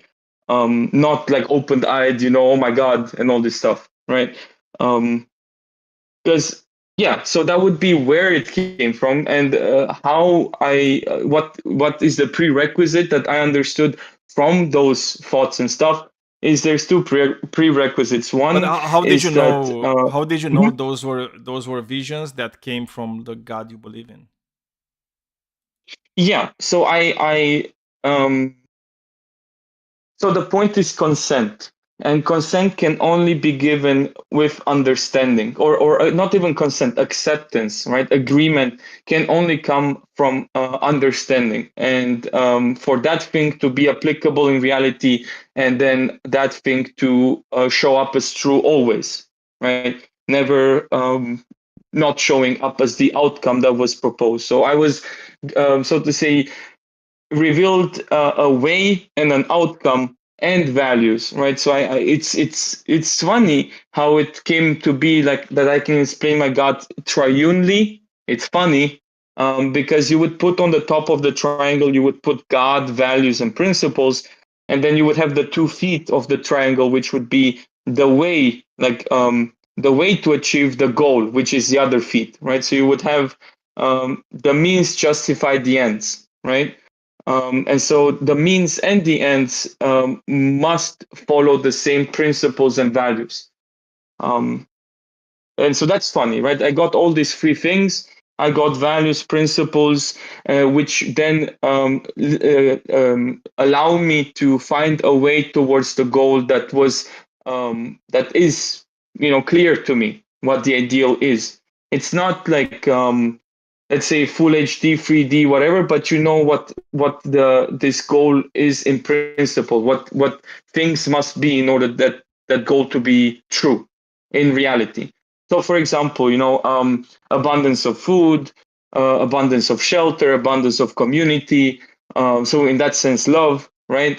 And well, hopefully, if those are all met, then hopefully, ideally, in an ideal world, eternity, no death, right? Eternality. But before eternality, all these other things must be achieved. Otherwise, we would have eternal slave owners, and who wants that?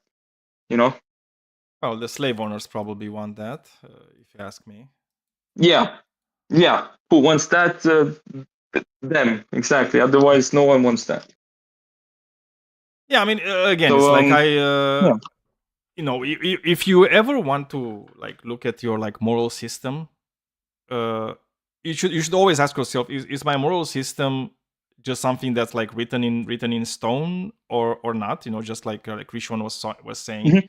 Usually, if you're looking at like the moral systems that we as humans came up with, you know, none of them are written in stone because we don't know, right? It's a lot of trial and error, right? And that's why, like, even if you look at like any society, right, and how they shape their laws, you know, and how they evolve through time, you're going to see that, you know, they try to just do better and better and better, right? And they're gonna fail like a lot of time, and they're gonna have stupid laws, and they're gonna have like stupid morality, and then they just kind of like wake up and say, well, actually, wait a second, no, that's a bit silly. We should change it, and so on.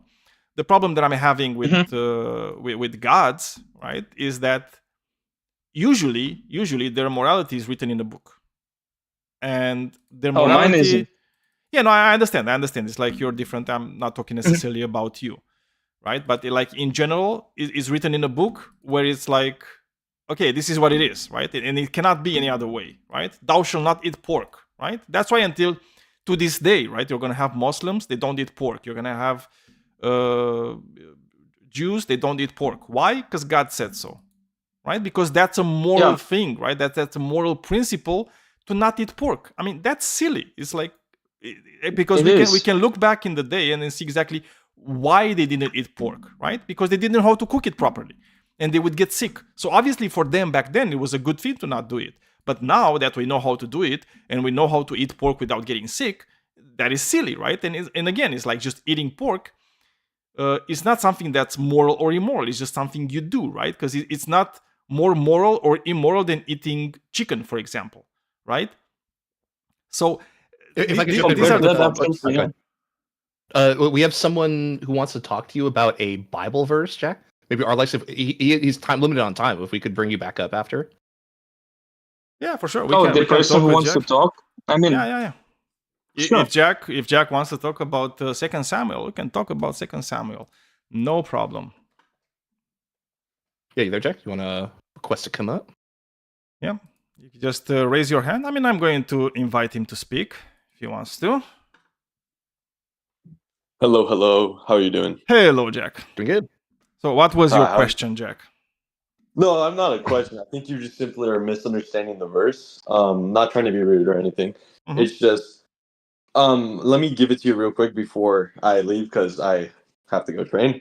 Let me use an example. So it's the verse is trying to represent if a corrupt leader abuses his power, his family begins to try to sorry, I cannot pronounce that. Be like him, you know, and innocent people are harmed. We say his corruption led to this, but not that the victim deserved it. It's not in any sense a law, you know. The Bible says Tamar was raped because of David's sin. Casually, yes, but not because it was morally. Do you understand? No, we're gonna go because look, I'm gonna do something even better, right? And I'm just gonna read the text, okay? Because reading the text is the best thing to do, right? And it's but we're gonna read it. No, we're gonna read it because it's important, right? If you're saying that I'm misunderstanding, if you're gonna say that not just for you, right? There's multiple people here also we're streaming it, right? So just because you're saying that I didn't read properly, I didn't understand it properly, and you're accusing me of that, then we have to go to the text, right? And the text says in the 2 Samuel 12:11. Thus says the Lord, I will raise up trouble against you from within your own house, and I will take your wives before your eyes and give them to your neighbor, and he shall lie with your wives in broad daylight. Who is causing this to happen? It was David committing adultery. Who is causing this to happen? Who is causing the punishment? It's David causing his own punishment. Who is causing the punishment? We just read the text. Don't run away, please. We read the I'm not text. running away. I'm just saying. And the text Makes says, sense of- thus read. says, Read I the will entire- read it again. I will read it again for you. No, read the entire verse. Hang on, Thus says Jack, the let Lord. Let him read it again, and then Daniel let him answer completely. Thus Okay. says the Lord, I will raise up trouble against you from within your own house, and I will take your wives before your eyes and give them to your neighbor, and he shall lie with your wives in broad daylight. Who is causing this punishment to happen? Entire big use for quote problem with You're It's breaking not. up a bit. You're breaking up a bit. So Oh, if you can repeat I'm on it. my phone. Yeah, it's fine. No, it's I'm fine. on my. Okay, look, I have no problem with you reading the verse, and yes, it may seem as God's judgment, but you have to realize may when you read seem? the entire. No, Hey, it let him may fin- Daniel, seem. Daniel, Come on. let him finish. Let him finish, Daniel. It's not that Bethsaida is being punished by God. David is being punished. Okay, the guilt is placed squarely on David and not on the woman. Okay, because if you see in Samuel 12, God forgives David personally after David repents, but the consequences remain. It Yeah, is not for David's David, household though. that will. Not for David, though. Okay. So the thing is, it's like it's not But David you're not letting me that finish. suffers. You keep interrupting me. I'm going to get to that, but you keep interrupting me. We cannot have a good faith argument, or I mean debate, not argument. Sorry, we can't have a good faith debate if you're going to keep interrupting me. Okay. All right. Go ahead, Jack. It is David's household that will suffer. Okay. Not because of God's approves of his violence, but because David's abuse of power poisons his family. You understand that? No, I don't. God Actually. is not. No, I don't, because you're just adding things that are not in the text. And again, it's not that this family is somehow getting like more immoral or whatever. No, what happens is very clear. God Hang on, Jack. kills the child, and then God makes it so that his wives are raped by his own son. It's very My clear friend, you need to from read the text. entire. I read did. the This is the entire- problem you're having, is that I did read the text, and I know the text better Jack, than go, you do. Go ahead and finish. Hang on, Jack. Go ahead. You need to read the entire thing. You are taking one I did. singular verse. Wait, but you're Daniel? not reading Daniel. out loud to everybody. Read it out loud to everybody, 11 through 13, and you understand, okay? Let me just get this off real quick, all right? It is David's abuse of his power that poisons his family. God is not saying rape is deserved. It's not saying that is the law. Excuse me, sorry. God is saying your sin will fracture your house. No, he So doesn't what say happens that. You're just lying now, and I cannot abide by people that lie. I'm not saying he says Because that the exactly. text, I'm not- because the text Look, is I'm very not- clear. No, it's like I think you're misunderstanding you, what I'm trying Jack. to say. No, Daniel. I'm not. Trust When me. I'm saying Trust God- me. hang I on, heard. For I heard Daniel, everything. For what it's worth, Daniel, I don't understand what he's saying, so maybe let's let him finish for my sake. I'm not. When I say God is saying, I'm not speaking for God like he said this directly in the verse. I'm saying what is God generally saying with the context to understand beneath it. What you're doing right now, you need to read. Start from the top. Start from Samuel 11 through 13. Not the certain verse you picked. I'm saying the entire chapter of Samuel 11 through 13. Can you read that for everybody, or you read it on your Okay, own? when you I'm have not the chance? gonna stay here and read 3 fucking chapters of this book, okay? Because we Oh, don't have there's time no to need do to that. curse. The There's problem no need to is curse. no. The problem is like I read you this one because this is where God says clearly what he's going to do, right? From 2 Samuel 12:11 to 12:14, he says exactly what is going to happen, right? God says, I will raise trouble against you from within your own house. And then it happens because Absalom actually tries to do a coup against David, right? And David has to leave, right? Has to flee for his own life. And then Absalom takes 10 of his wives, he takes them to the top of the palace and he rapes them in broad daylight because God said, I will take your wives before your eyes and give them to your neighbor, and he shall lie with your wives in broad daylight, which is exactly what God said is going to do, right? And not only that, the child that was born of Bathsheba is actually also killed by God. What the hell did the child do to deserve death, right? He wasn't guilty of what David did. The wives were not guilty of what David did. Why were why was the child and the wives punished for David's sin? It's seemingly obvious. I've observed you debate in the past. It seems you cannot have a good faith argument because you're not willing to take in the context of the entire verses that I'm talking about. You need to understand the 11 through 13. I know you don't want to read through the chapters. Okay, do it on your own time. Don't do it right now. It's clearly obvious to me you're not having a good faith argument. Okay. Oh, I'm so gonna say that right if here, you're Jack. saying that, Hang on, if you're saying if I could get in a word here. If I could get in a So word. I'm gonna leave Hang on, right Jack, now. if I wanna get in a I'm word. not gonna stress myself out before I go fucking fight another person. That's what I do for training. I'm not gonna do that. Have a good day, man. Just try. Oh, maybe read the understand. Bible next time. Maybe read the Bible without I've glasses. read the entire Bible. Man. I've read it multiple times, and I probably know it better than you do. And it's very clear here Okay. exactly what God does. He does the You thing can't because just he say wants to one verse. punish David by having his If I- can- wives raped. Clearly. Okay. I want to get in a quick word too. Have a Like- good day, man. Okay, I mean, I really wanted to have a quick word with Yeah, him. That it's was fine. disappointing. Yeah, it is. Like, That's the thing the- with Christians. The thing. They Hang can't on. have, like, I was no. Hey, please. Honestly, Daniel, I hate it when people leave and then you take cheap shots at them. I feel like it's not what we should be doing. But like the thing that I have, and like I was trying, look, I'm trying to bridge the gap here. I feel like that's my job here. And like the thing I think was a misunderstanding is that like you are talking specifically about those specific verses and what they mean, right? And he was trying to say like, well, if I read the context around that, I'm going to come away with a different message, right? And you guys can both be correct about that, right? Like I don't maybe think we there can. is. Well, hear me out, right? Maybe this small passage is one part that fits into a bigger message, like he's saying. But I think it's also dishonest of him to look and say, well, because there's this bigger message, we can just rewrite the meaning of this one isolated part, right? Like things can have different meanings in isolation and within greater context, right? So it's like it's dishonest for him to look at these things and say, like, when we just look at these, it's clearly not punishment. Like it clearly fucking is, right? Like I completely agree with the interpretation you gave right there, right? Yeah, I mean, so I'm I going feel to like tell you he needs to exactly. just admit that, and then we can Yeah. zoom out a little bit and be like, okay, well, so how does that fit into the bigger story, right? Well, the problem that he's having is that I actually did read the Bible, right? And if you're going to go and you're going to read, like as he said, oh, you read from 11 to 13. Cool, I did that, right? Not only, it's like he didn't even know these passages until I sent them these passages, right?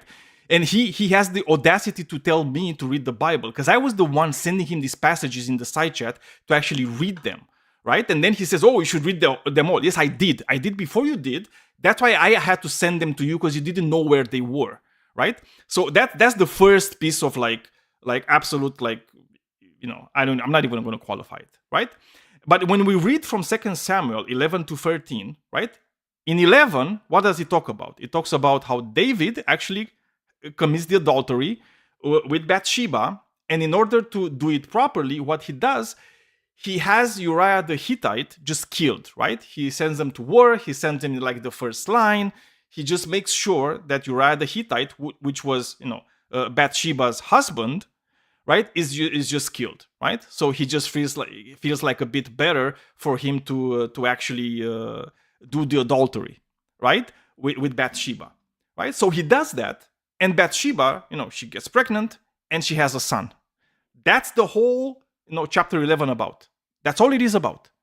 Anybody can go, anybody can read those verses and see exactly what happened, right? And then in 2 Samuel 12, right, God sees what happens and is very displeased with David. Very displeased, right? And he does this thing where he says, well, you did this thing, which is immoral, which is against my law, right? And I will cause a punishment to happen to you. What is the punishment? Well, the punishment is very clear, right? Because Nathan, which was the prophet at that time, just tells David, right? God said that he will cause trouble within your own house, right? Which happens later in the next chapter, where Absalom actually tries to coup David, and David has to flee Jerusalem. And I will make sure that your wives are going to be raped in broad daylight. Because he said, for you did it secretly, but I will do this thing before all Israel and in broad daylight. It's very clear. I mean, there's no ambiguity here about what God will do.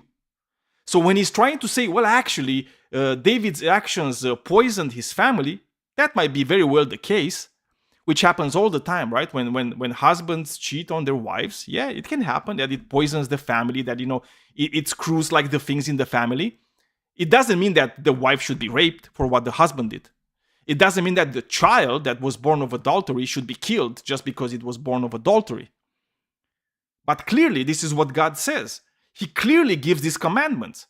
So when he's trying to obfuscate, that's all he's doing. He's trying to obfuscate. He's trying to run away from what the text says. Because they were taught that God is the only good thing. God can only do good things. God would never do such a thing as like condone rape and murder of a child. But God clearly does it.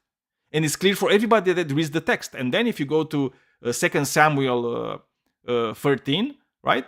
You're going to see, exactly what happens. Exactly, it's like with Absalom, does the whole thing, right? And the child dies and so on. I mean, come on, it's not that hard. It's really not that hard.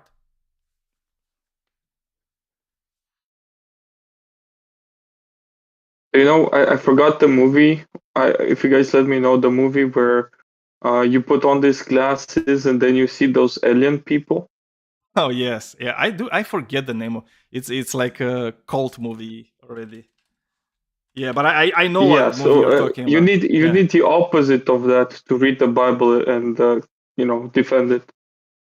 Yeah, I mean, you need to put your glasses down, like your and you know what the funniest thing is about this whole thing? So because God kills the first child that they had, right? That David had with Bathsheba. And the thing is like, then they have another son, right? they have another son. And God just loves that one because it's Solomon, right? Like literally Solomon is born from the union of David and Bathsheba, right? So God killed the first son and he just absolutely adored and just like did everything good for the second son. Why? Isn't the second son born from the same thing, from the same adultery, from the same murder that happened before? It's crazy.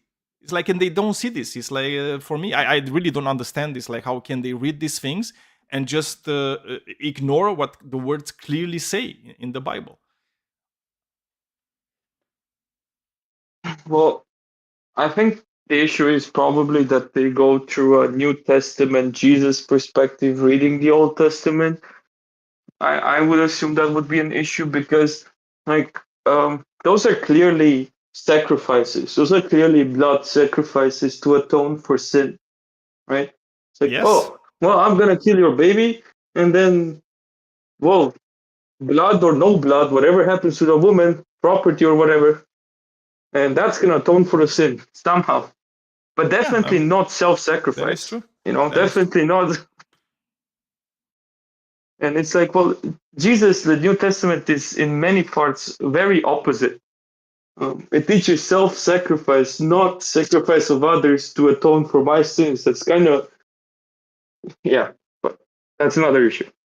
Yeah, I mean, what can I say? It's they don't like these things, and this is the problem. The problem is that it's obvious to me that all Christians that actually read the Bible, they're gonna go through these passages, and they're gonna see these extremely horrific things happening in the Bible, and then they will have to kind of like justify the things that happen, right? And that's when you're going to have to do a bit of like mental gymnastics, right? In a way, and you're going to try to justify. It's like, well, it couldn't be God. It's like, or there must be some reason for why he did it, and actually. It was David that actually caused the rapes and the child to die, and actually it was David that was punished, and it wasn't the child, and it wasn't. It's crazy, right? And it's just coping. It's just coping on things that are clearly said in the book.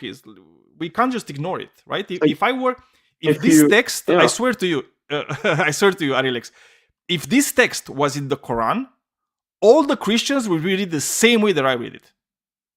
And they will say the same things that I'm saying right now.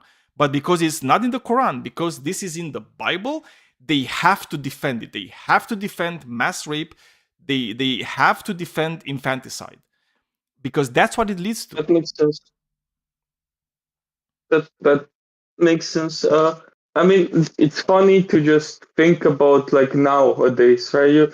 Your man, let's say I'm the man, I go out drinking, I cheat on my wife, I get home, and it's like, my wife is like, what did you do? What did you do? Shut up, woman. I'm being punished. Let me give you to your husband, to my neighbor. Shut up, woman. I'm the punished one. I'm suffering here. Okay. Yeah, I don't know exactly where David suffered in all of this. You know, he had to leave Jerusalem for like a few days, and then he came back. I guess that's suffering. I don't know. It's very, very weird to me. But yeah, I mean, yonder is like, dude, I know all these things. It's like I know all these passages. There's so many of them, so many bad ones. Because yeah. I don't know if you know Arilex. I don't know how much if you read the Bible or if you didn't read the Bible. Like 5%, 10% of it, something like that. Yeah, I mean, you're in that But, case, you to be read honest, more than it's a lot of Christians do. repetition, right?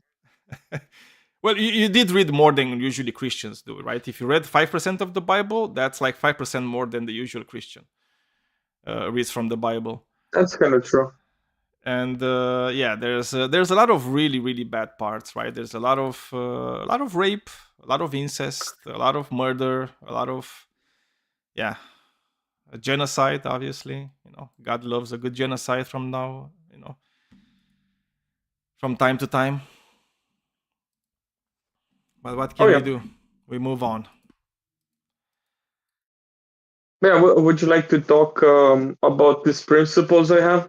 Yeah. Let's do it. Yes. Sorry, because we had to. Yeah, Jack didn't have like a lot of time. So yeah. Yeah.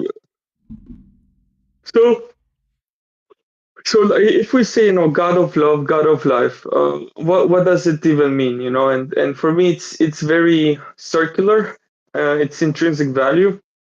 So you can conceptualize even in a sentence. You can say God, for God, through God, or you know, life for life through life, or love for love through love, or you can even mix it up. You can say God for life through love, right? So they should be synonyms, and they also, in that sense, also give a bit more of an idea of what it's about. It's not, you know, life for life in the sense of life alone. There must be a way to cherish the life. You know, not any way will.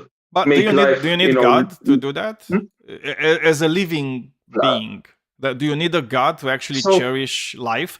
And I'm not saying like all life necessarily, but at least like imagine there's no God, right? It's like we're living in a universe, no God, just the laws of physics, and you know everything happens the way it happens. You know, you have stars, and then you have planets. On the planets, life appears, and you have the evolution, and boom, you have like these beings, you know, that have like higher, you know, functioning brains with like consciousness, right? And and it's like, would they also not like cherish life in the sense that they would cherish their life and the life of their group and so on?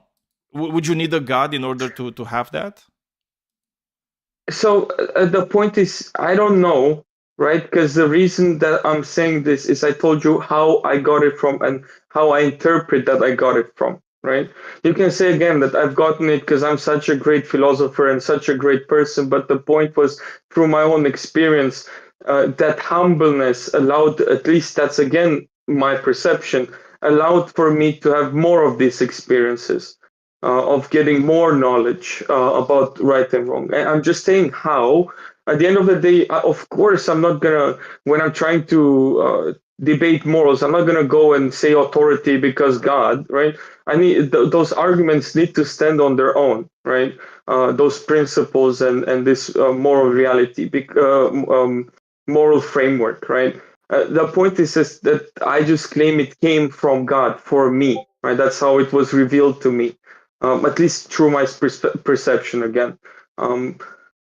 You know, that's what I'm saying. Yes, like the system itself needs to be up for scrutiny. And the point is that if people, it's more important that the people accept the system than accept where it came from.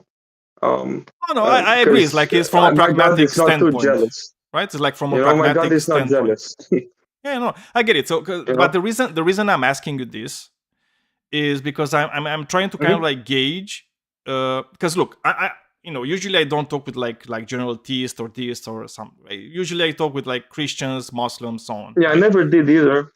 So they have like a very specific God that they're talking about, right? So one of the things that they're saying, especially when you're talking about morality, is, because we're obviously going to go to like moral realism, and I'm going to say, well, it's like your God isn't necessarily, it's like if you believe in God and your morality coming from God, that's not moral realism, right? And I gave them the same argument that I gave you before, right? Which is, objectivity means stance independence, right? So when God is involved, there cannot be stance independence, right? Because there's God. Okay. So one of the things that they're telling me is actually no, it is stance independent, because it's like God is good, right? God is the goodness. God is equal to morality because it's in its nature, right? So what they're doing, they're appealing to this underlying thing called the nature of God, right? And because of this magical nature of God, God can only do the things that are moral, right? So like that's why God does things that are moral, is because of this nature. But what I'm asking myself is like, cool, you can say that. You can say that, it's the underlying nature of God. But then again, if this nature is not God, right? This is like an attribute of God, right? It's something that he didn't have any control over, right? So you can strip God of every other attribute, and you can just be left with this attribute alone, without any consciousness, without anything else, right? So anything else from God is stripped aside from this moral nature, right? So couldn't you just have that and have moral, right? Because like everything else, it's irrelevant, right? Like every other attribute of God, like his consciousness, his will, his omniscience, is irrelevant, right? Because if all of this just goes away, but this part that is the moral part of God remains, that's it, right? So God still doesn't do anything. Well, God wait a moment. wouldn't even come into the conversation, right? Well, it depends, right? Because if you say, well, it cannot only be in the sense, okay, sure, it's goodness, but that would be knowledge, if you want to translate it as well. And not only knowledge, it must be a sort of power as well, right? Because the point is getting access to that knowledge, and how you get access to that knowledge. There must be some power involved. I can give you an example. I mean? Can I give you an example? Sure. Imagine, like, let's say gravity, right? So we can take the example of gravity, and you're going to say, well, I mean, gravity is objective, right? But it's like, did God do it? It's like, yeah, but it's more like in the nature of God for gravity to exist, right? So it's like the reason gravity exists is not because God said God so. is not a creator. No, I'm not saying necessarily. I'm not necessarily saying your God, right? But like in general, right? It's like, this is just like an example, so you can understand this part that I'm talking about, right? So imagine if, right? If I said, this God didn't create gravity. Gravity exists because there's like this nature of God for gravity to exist, right? To be a part of reality. And the thing is like, if I take everything else from God and I just leave this nature part of him that makes gravity, right? I could still know things about gravity, even if everything else doesn't exist from God, right? I could still investigate. So I'm thinking that the same goes when it comes to morality, right? So even if everything else from God is like stripped away, and only this morality part of God remains, right? I could still find something about morality, even if the part that actually can communicate with me to tell me what morality is gone. You're completely correct. But what I'm trying to say is, it's, in the end of the day, it's a shortcut, right? You can go about and throw a ball, and after 1,000 throws, you improve your technique. Or you could have someone explain you the physics and explain you all these things, and it's like a shortcut. I agree to you. I agree with you. Even if you have access to God or not, those laws are here, right? In a sense, but it's still, it's super beneficial if I can 1000x, my journey to understanding them, right? It's like, I agree. What I mean? It's like, But then I could go the other way. So you said, well, it's like if you have somebody to teach you, well, it's gonna take like a lot faster, right? So I could look at two people, and I can look at somebody, let's say, trying to, I don't know, throw a spear, right? And I can look at somebody that's doing it by themselves, and then it's somebody that has a teacher, right? And the teacher would be, let's say, God, right? When it comes to morality. And I can say, well, I mean, the guy that is actually has a teacher, he's progressing a lot faster, right? The problem that I'm having is that I'm looking at humanity and I'm not seeing a teacher. You know what I mean? So what I'm seeing humanity kind of like struggling and failing and trying again and failing again and failing and failing and failing and failing. And then maybe we get some things right. And maybe we keep them, but then we fail again and we fail, and we keep failing. So it doesn't seem to me like we actually do have a teacher to teach us exactly what this morality is. To me, it just seems like, oh, this is exactly what it looks like when you're just trying things by yourself and you have zero teachers.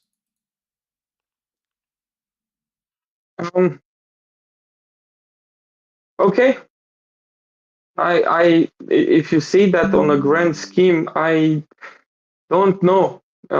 Because I do believe, there was certain people that were special, in a good or bad sense, right? Probably, no. I wouldn't disagree with that. Yeah. Right, in good or bad sense, some people did have a big impact and changed the course of humanity, either by knowledge in the sense of science, or by morality in the knowledge, right? And so totally agree, I don't know, I don't, right? I mean, even if we don't agree that Jesus did the best job, because at the end of the day, you can also argue, like we're realistic here, you can also argue that these people wrote about him and maybe they had a political agenda and maybe even not included or added things that he was talking about, for example, right? Because for me, you know what I'm thinking all the sense. time? Like Jesus could have been the most wonderful person in the history of the world. And we will never know because the people that wrote about him probably didn't care to write everything about him. Yeah. So unfortunately, we're just left with the with the enigma, right? It's like we don't know. It's like I don't know. And with the skepsis, because it's so inherently incoherent or illogical that you must be super skeptic of everything, and you don't even know what fits together, what was added, and So yeah, it's again, if God is real, you don't need a book. It's super weird to me. You have all these religious people, but no one was actually ever speaking to God. No one was contacted by God. It's so flipping weird. At least the majority, right? And when they do, when you read about them, it doesn't seem like they provided anything actually useful.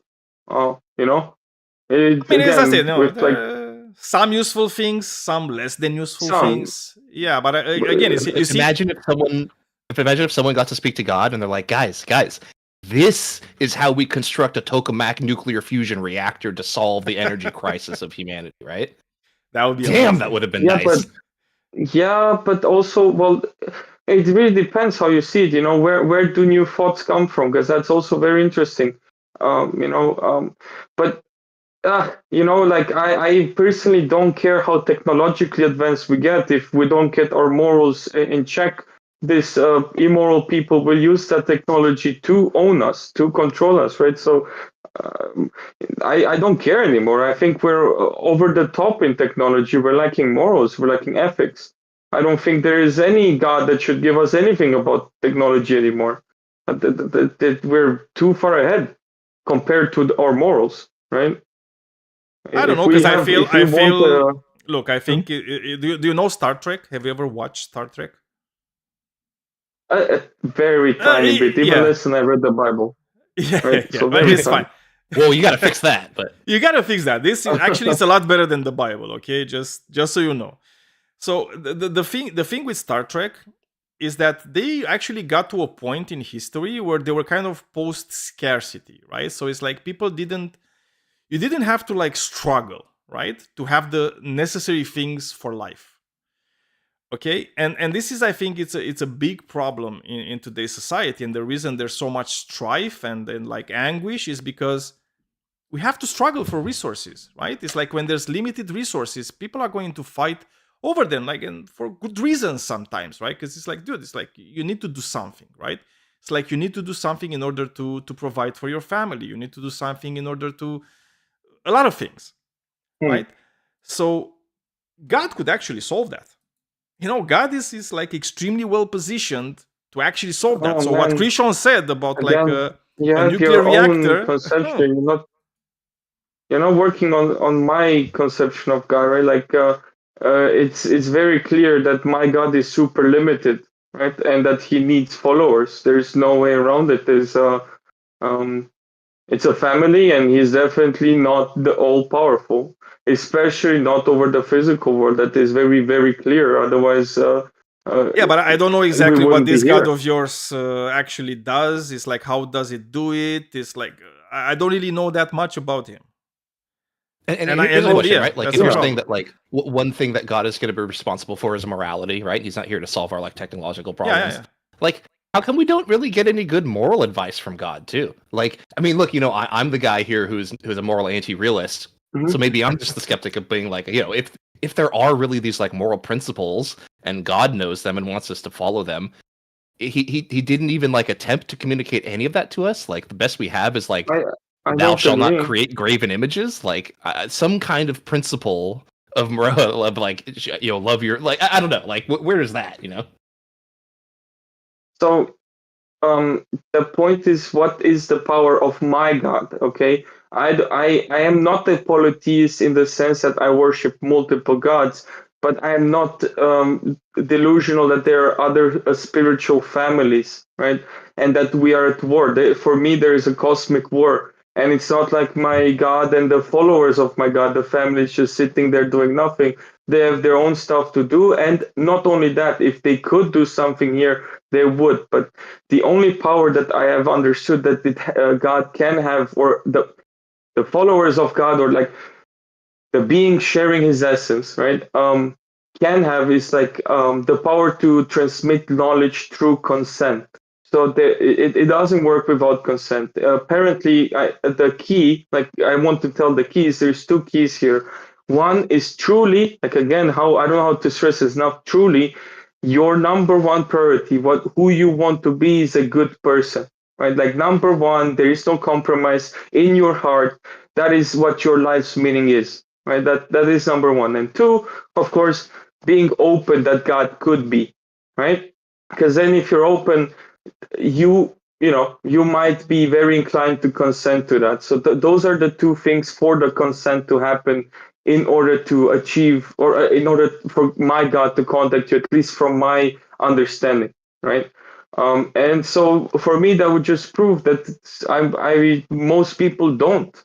Most people in their heart, they don't want to truly be a good person in the very vague sense, in the sense that they don't know even what that means, right? In the sense that they don't know, they don't presuppose, and they just want to know, what does it mean to be a good person? Because I want to be that. That would be my antithesis to your thesis, I would say.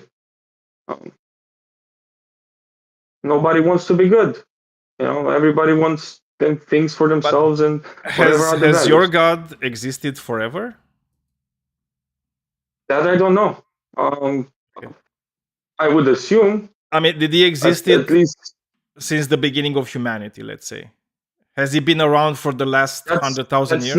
That's speculative. I have not gotten that knowledge. I don't, because it doesn't help me. Maybe it would have, but he didn't give me. I didn't get that knowledge. I have no idea. I do not know. I mean, that's a weird God, I gotta say. It's like I've never like heard about this God that is like, oh, we don't know if he's like eternal, if he's immortal. Is he immortal? Probably you don't know that either. Well, again, like how much of that does it even help in in the mission. Like, Well, I mean, it kind of does, yeah. right, in a way, because How? you know, as we talked about earlier about the analogy, right, with like the teacher, right, that teaches you how to do a specific What if thing. my God can die? Again, it's You know? like maybe he does. So it's like if he dies, then he's irrelevant when it comes to morality, right? Because all the people that are going to exist after he dies will not have access to him, right? But they will still have access to morality, I'm assuming. And that's why he's kind of irrelevant when it comes to No, morality. I don't. Sure, I don't. In the sense of the that's source true. I of mean, morality. Well, I don't think he dies. Well, it is. Well, I don't think he's dead till humanity's dead. I don't think that's gonna happen, or till all sentient beings across the universe are dead. Because I don't know if there are other sentient conscious beings across the world, right? I do not know these questions. What I do understand is that the soul, the spirit, in the sense that I believe that after my body dies, I will continue fighting. I will have a war to attend to. So you believe it's in, you not believe like in the I'm dead. soul, basically. You believe there's such a thing as a soul. Yeah, And that yeah, soul, I do. What does it do? Well, after it you was die? more of a, how you have feelings, like, you're happy or sad or whatever. At a certain day, I felt it. I don't even know how to explain it. I was like, oh my God. And I went to my dad, who's an atheist, and I explained to him I was so. Yeah, it's. Were you it's listening to weird. James Brown at the time? I mean, the thing is, like, I feel something like every day, right? It's like I had feelings, right? So, No, in the like sense of quote unquote multiple personality disorder, right? Because I do not know if we are one in the sense of one person inhibiting the body. Because what is the subconscious? What are those certain things? And again, I'm having conversations with myself. Who is speaking here? And then again, you have non-normative experiences where I know how I speak to myself and I reason and I think about stuff, and then out of nowhere, this like jet of information is coming in my brain, and then I can even talk to whoever injected things in my brain. Are non-normative experiences, and they do definitely shake a bit of I don't your think reality, they're not right? normative, though. I mean, we kind of like we look, we understand a lot about the brain, right? And there have been moments where you could have like a split personality in some people. So there's like this region of the brain is called the corpus callosum, which kind of makes the connection between the two hemispheres of the brain.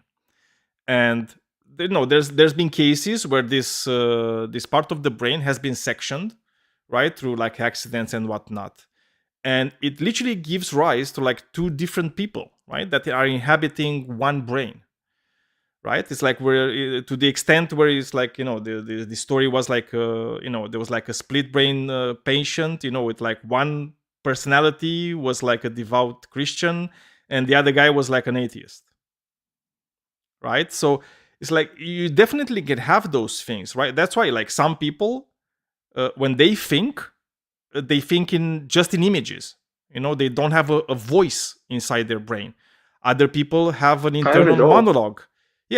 Some people have an internal monologue. Some people have an internal dialogue. Some people have all three of them. Like for me for example, I have an internal monologue. I also can have an internal dialogue, and I also see pictures. Okay. Yeah. So this is just about how does the brain work, right? The issue is like when you're getting these things that we can investigate to some extent, right? And then you're just injecting this kind of supernatural part, right? Where you're saying it's like, because I feel these things now, I believe there's a soul. I don't see any evidence of a soul actually being a thing in reality.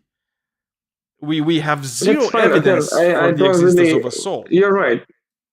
Okay, so that's the point. That's why it's not really, I cannot argue for God before presenting the system of God, the moral system. Because again, I don't you know, I just want to tell you, you know, if you want to understand how I came to have those experiences, it was, like I said, the two keys, and those are the ones, you know, that hopefully you don't forget if you ever want to go on a trip, right? And yeah, again, I don't need to. I would rather present the system, right? Because that should be the one that needs to be scrutinized. Of course, these old beliefs, they can be completely scrutinized and whatever, right? Like God, blah blah blah. Because that's why I'm not like, I don't want to defend them too much. Because like, bro, like just, you know, it's personal experience. I cannot transfer my experience to you. Like, it doesn't work. That's not how humanity works, sadly. And so it's hard to debate about that. But what I can debate about is the moral system and the principles. If there is any issues with that, and why there would be any issues, right? My experience to you, like, does that make sense? I mean, I can talk about God, but again, I have limited knowledge, because what does it help me? Right now, the mission is to become a good person and to apply the things that I've been given. And I'm not applying them to the fullest. That's why I'm not getting any new information, at least through my perception. Right? I've been giving enough, and now I just need to apply it. And I do think I have enough in order to share valuable things to others. Right? I think it's enough for it to be valuable. I mean, again, it's like, you know, for something to be valuable, you know, there's a lot of things that are valuable to us, even if they're not real, so to speak. Star Trek, very valuable to me. Yeah, very valuable. Exactly. I like it, right? So it's like, look, I can talk about Star Trek in the same sense. Right? To survival, and valuable to like the future of humanity. I mean, I'm not talking about like low value, right? Or like, or almost like, I mean, it's not about, it is also about pleasure, for sure, but it's about like maintaining to have pleasure, not only you and all of us. But this is what we're saying. Definitely made. There's a lot of fiction, right? Look, it's like a lot of books, which are like formative books, right? Like you can go, like when you're young, you're reading like, I don't know, The Little Prince, right? Which is like Peter Pan, right? It's like all these are clearly fiction, right? It's like we know for sure they're fiction, right? It's like we made them up as humans. Are they valuable? Of course. That's valuable fiction that we can use in order to, even as you said, right? It's like it kind of guides our morality. It kind of guides the way we treat each other, right? So they're still useful, right? And they're clearly not God, right? Because they're books of fiction. Sure. Like I said, even if this God wouldn't be true in the sense of real, that I would like, I don't know of a better system, you know? I don't know of better principles. I have been holding certain principles for almost 10 years now, and unshaken. No argument, and nothing could have changed my mind. And so, you know, if I'm so young, because I'm under, let's say, I don't want to say my age, but I'm under 26, right? And I've been holding certain values and tested through time, you know, shaking the roots and they don't fall, like the root doesn't fall over. It seems like it's a pretty cool thing. Like, and I'm confident in that, you know what I mean? And so that's why I'm okay with debating it, because I'm very confident. It didn't seem to break, you know? Yeah, I mean, that's very cool, and I'm happy that, you know, they're like good principles that guide your life, and hopefully you have like a very fulfilling and nice life. The only thing that I'm, you know, as you said, right, and I feel like you're already doing it, so, you know, I'm kind of like repeating what you're already doing. Yeah, don't be afraid to have this moral system checked, right, and stress tested sometimes, because you never know, right? Absolutely, like you can always like learn new things about everything, right? It's like, as I said earlier in the broadcast, you know, I'm not married with anything that I believe in, right? It's like I believe the things, but it's like I'm always open to being proven wrong. You know, I might get like overly heated sometimes in some debates, you know, it happens. But you know, I'm really, really open to like everything people have to say. I'm always going to think about things, you know, that people tell me. You know, I'm not just gonna like dismiss them without actually having like you know, my internal monologue or internal dialogue about them, right? To actually take them seriously. So yeah. Yeah. Now the question is if you guys want to talk about the meat, which is the principles. If I can present you some of them, and Yeah, you can go ahead. hopefully. Yeah. would It's like you I'm agree not that- gonna Mhm. just a second. It's like I'm not gonna be able to stay much more because I have like an extremely long day tomorrow, and it's already Mhm. like 3:34 a.m. So I'm probably gonna still be on for like 15 more minutes. But we can Sounds do it. good, yeah. till then. Yeah. Go ahead. So what Sounds good, are 'cause your I should have went to principles? sleep a long time ago. Yeah. We know how it is. So what are Yeah. your principles? So, would you agree that life has intrinsic value? No matter if it's like bacterial life or human life, like there is some value to this phenomena of being alive, this motion in the ocean. I think value has. Would you say? I think I don't know about intrinsic value because that would mean like an objective value. I think it has value for living beings. Okay, so you would say that from the perspective of the person or being alive, life is valuable by the sheer fact of being alive. Like Yeah. that is okay. Well, okay. Interesting. So what are your contentions to just saying, life as this phenomena is like wow, like this is crazy, this is intrinsically valuable, this like this invisible force in some sense that just like maybe it's not invisible, right? But that Yeah, it's because just this phenomena that yeah, the word Mhm. value, the word value is something that we as conscious beings actually attach to things.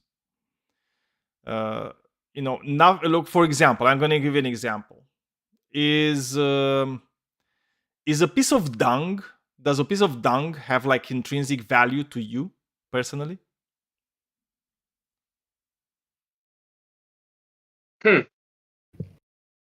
well, that is interesting. Yeah, I would assume it is super doesn't. interesting. I would assume it doesn't, right? Well, I mean, I'm gonna say like for okay, me, let's see, yeah, but I don't know because if I a think piece deep of about dung. it, No, just a second. So it's like a piece of dung for me has no intrinsic value, right? It's like there's nothing like I value from that piece of dung. But for a dung beetle, that piece of dung is extremely valuable. He values that piece of dung more than I value a ton of gold. Yeah, for Right? sure. Yeah. Yeah. So this is what I'm saying, right? So it's like value is an attached property that living beings and especially conscious beings give to things, right? It's a hierarchy of need in a way. I see what you're saying.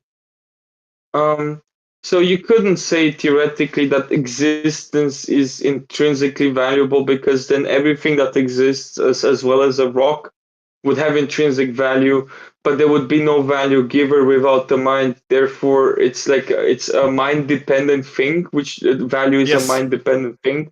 Yes. Right? It's a value judgment. You value something if it gives you certain things, right? And those certain things can be like food, so the satisfaction of a bodily function or the satisfaction of like like a mood, right? It's like like art, for example, right? You can like a piece of art because Sure. it makes you feel good inside, so that's why it's valuable for you. So like in order for things to be valuable, they need to satisfy something from within you. Otherwise, they're extremely you're not going to value them at all, right? They're going to be irrelevant to you, right? Mhm. So it's like I'm going to ask you, is a galaxy that's a trillion light years away from us in the unobservable universe valuable to you? You don't even know if it exists or not, right? So how can it be valuable to you? It obviously you're never gonna get there ever, Well, you don't ever, know, ever. right? Yeah, but you're never gonna Well, get the it. point It's is like you're you never gonna never get to that know. place. Sure, but then you would say the same, maybe for the sun. The point is you don't know the repercussions of that thing not being there. But I completely get your Oh, point. but we know the sun is very valuable to us. It's like I think. Well, yeah. That's why the Well, first we've gods were discovered the it. sun. Right, the first god that we invented was the sun. Why? Because we could all see Or the moon, exactly how right? valuable the sun is. No, the Sure, sun but was the moon first. The sun was the first. Yeah, but I'm saying like the moon, for example, right? People couldn't imagine that the moon. Maybe they did, right? But they didn't have evidence as to why the moon is necessary, for example, for life on Earth, right? They would, the more obvious one would be the sun, right? Because I mean, I the get moon. to see The moon stuff. is not necessary for life on Earth. The moon. Really? No, it's not. It's not.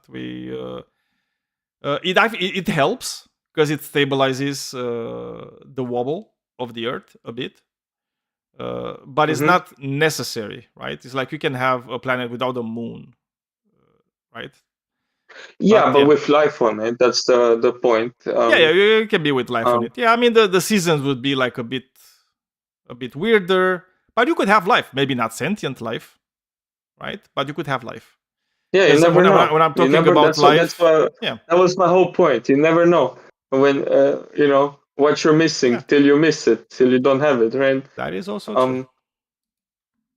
So sure. So the point is like I try to say that I value the prerequisite of having value, and that thing has intrinsic value because, or maybe it's not the best word for it, but it is the value giver, and it's definitely something higher than value in some sense, right? Because it's the value giver, it's the prerequisite of even having value, right? And those things, like, they somehow must be valued because you depend on those, right? Yeah, but You depend on those. By this definition that you're having, like anything can have value if there's a conscious being anywhere that can use it and has value for, right? So like, for example, talking about like black holes, right? Like black holes could be really valuable for a species in the universe that actually knows how to use black holes as a form of energy production, right? For them, a black hole is extremely valuable. For us, not as much. Yeah, but you understand what I'm saying? That no, I wasn't saying exactly this. I wasn't saying like other things. I was saying like life as a phenomena or existence, the whole universe, right? And just life itself, like the phenomena in existence. Those are like things we must somehow value, right? We must somehow value the universe and this phenomena of life in order to be logically consistent, because they are the ones that birth us, right? I mean, you cannot be against the phenomena of life, right? But that's for us. So it's like that's what I'm saying. It's like life is valuable for us because we are alive, right? It's like we have the capacity to assign value to things, right? Because if it's something that's not alive and conscious, it doesn't have the ability to assign value to those things. So if you a rock doesn't have values. A rock doesn't value anything because it cannot value anything, right? It doesn't have the ability to value stuff. It's just a rock, it just stays there. No, that is completely true. That is, I'm not even saying that, but if we're moral realists, right? Where should we go first, right? If we are to look at whatever is supposed to be the real, system of like morality that is true across the whole time and space, right? Where do we need to ground it in? Moral realism doesn't necessarily have to be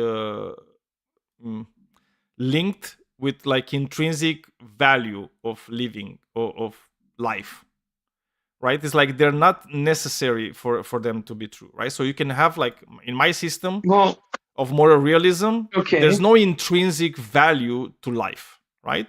because it starts from the place of like, yeah, life exists, we are alive, we have certain biological drives, right, due to some other factors which are also like objective, right, like the laws of the universe, evolution, and so on, right? So it's like in my moral realist system, life doesn't have an intrinsic value, right? Life is just the starting point of like the moral realism, right? But there's no value, right? The value is something that we assign because we are living beings, right? And because we are living beings, we're going to assign like high value to life because we are alive, right? And we like it. You know, we enjoy being alive. So because we enjoy being alive, we can assign a good value to it. Whereas in a rock, which is not alive, doesn't even know, right? Because it cannot know anything because it's a rock. I agree. The whole point is that moral realism has to do with these laws are true for all. And it doesn't really matter if you're an alien, right, from a different planet. They also must apply to them if they function similar to us. This is where I would disagree Mhm. when it comes to aliens. Okay. Because, so like, again, this is under my moral realist framework, right? My moral realism is about my species of Homo sapiens, right? This is about my species. This is the moral realism for Homo sapiens. It doesn't mean that it's the same for like every other being, right? Well, I don't think Because it's fair. In the sense, well, you can I'm be telling you what mine is. you can be species supremacist. That's fine. I'm also a human supremacist, right? But then the same thing must apply to them as the aliens. And then at the end of the day, we still somehow, if it's true, we still somehow have to share the same system underwards in order to coexist, right? With the same principles, like everybody should be species supremacist, right? Because that's moral realism. I mean, if again, I don't know if you're talking about moral realism anymore. It seems very subjective to a species now. I don't know about that. So, for example, I'm going to give you an example. Murder, right? Murder. We define murder as unjust killing, right? It only applies to human beings, right? It only applies to human beings. Unless we decide that we want to expand these things to other, forms of life, right? Unless we decide, let's say, for example, you have a pet dog, right? And you like your pet dog, so it's like obviously you're gonna call, if somebody kills your pet dog for no reason, you're gonna call that murder, right? But that's because you assigned that to it, right? It's like you assigned some value to that. You as a human being assigned value to the dog. But wait, if you don't assign value to the dog, you're not gonna call it murder. I completely understand that, but like if you brought up the Star Trek examples, then that's what I can bring back to you, right? So I don't know about that. In Star Trek, it seems like it was a interspecies moral reality, moral objectivism, right? Again, I'm not saying that my moral stance is the same as Star Trek. I think it aligns very well with Star Trek. And what I think one of the things that we assign a lot of value to is higher consciousness, right? So that's why we're treating like certain species of animals different than others, right? It's like we're treating fish a lot, with a lot less respect than we're treating mammals, right? For example, right? We're treating like a mouse differently than we're treating like a dolphin, right? Or like a killer whale or a chimpanzee, right? Because it's like we do have this like hierarchy of things that we value, right? And we understand this, like the higher the consciousness in a specific species, the more they are like us, right? So what we value actually is like how close are they to how we are. And that's why, like in Star Trek, you're gonna have multiple species. The reason we treat them like we treat humans is because we see in them exactly what we see in us, with the only difference being, you know, different appendages, colors, hair, feather, whatever, right?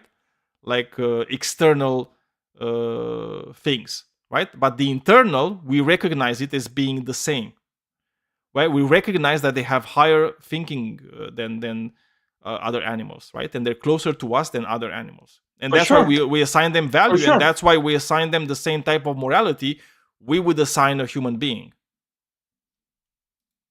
Yeah, but that's the whole point at this point, right?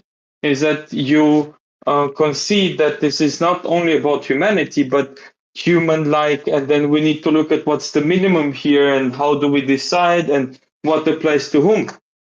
Because at the end of the day, you must have sorry, maybe you don't have to, but for me to have a true a moral, objective, realist, whatever you want to call it, system, it must apply to all beings across all time.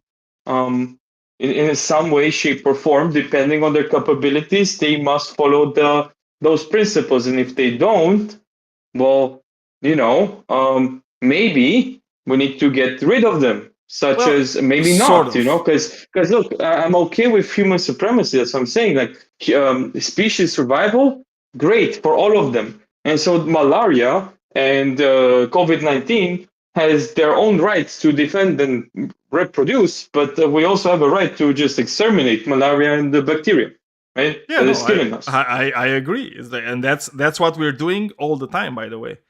And this is the thing. So we are always doing these things, right? So what we are doing, because we live in a world where we don't have absolute power, right? And because we don't have absolute power, we're gonna have to do certain things which maybe you would consider immoral, right? So let me give you an example so you can understand it better. Imagine you're like in the 1200s, right? And you have a kid, and the kid, he goes into a tree, and the kid falls, right? And breaks his arm, right? In the 1200s, you break your arm, like open fracture. The only way you could fix it is by cutting the arm, right? If you want to save the child's life, you have to cut the arm.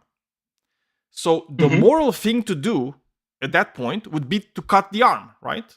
You would agree with this, I think. Sure. In today's Absolutely, world, in today's world, if you have a kid, same scenario, goes into a tree, falls down, breaks his arm, would it be moral for us to cut his arm? No.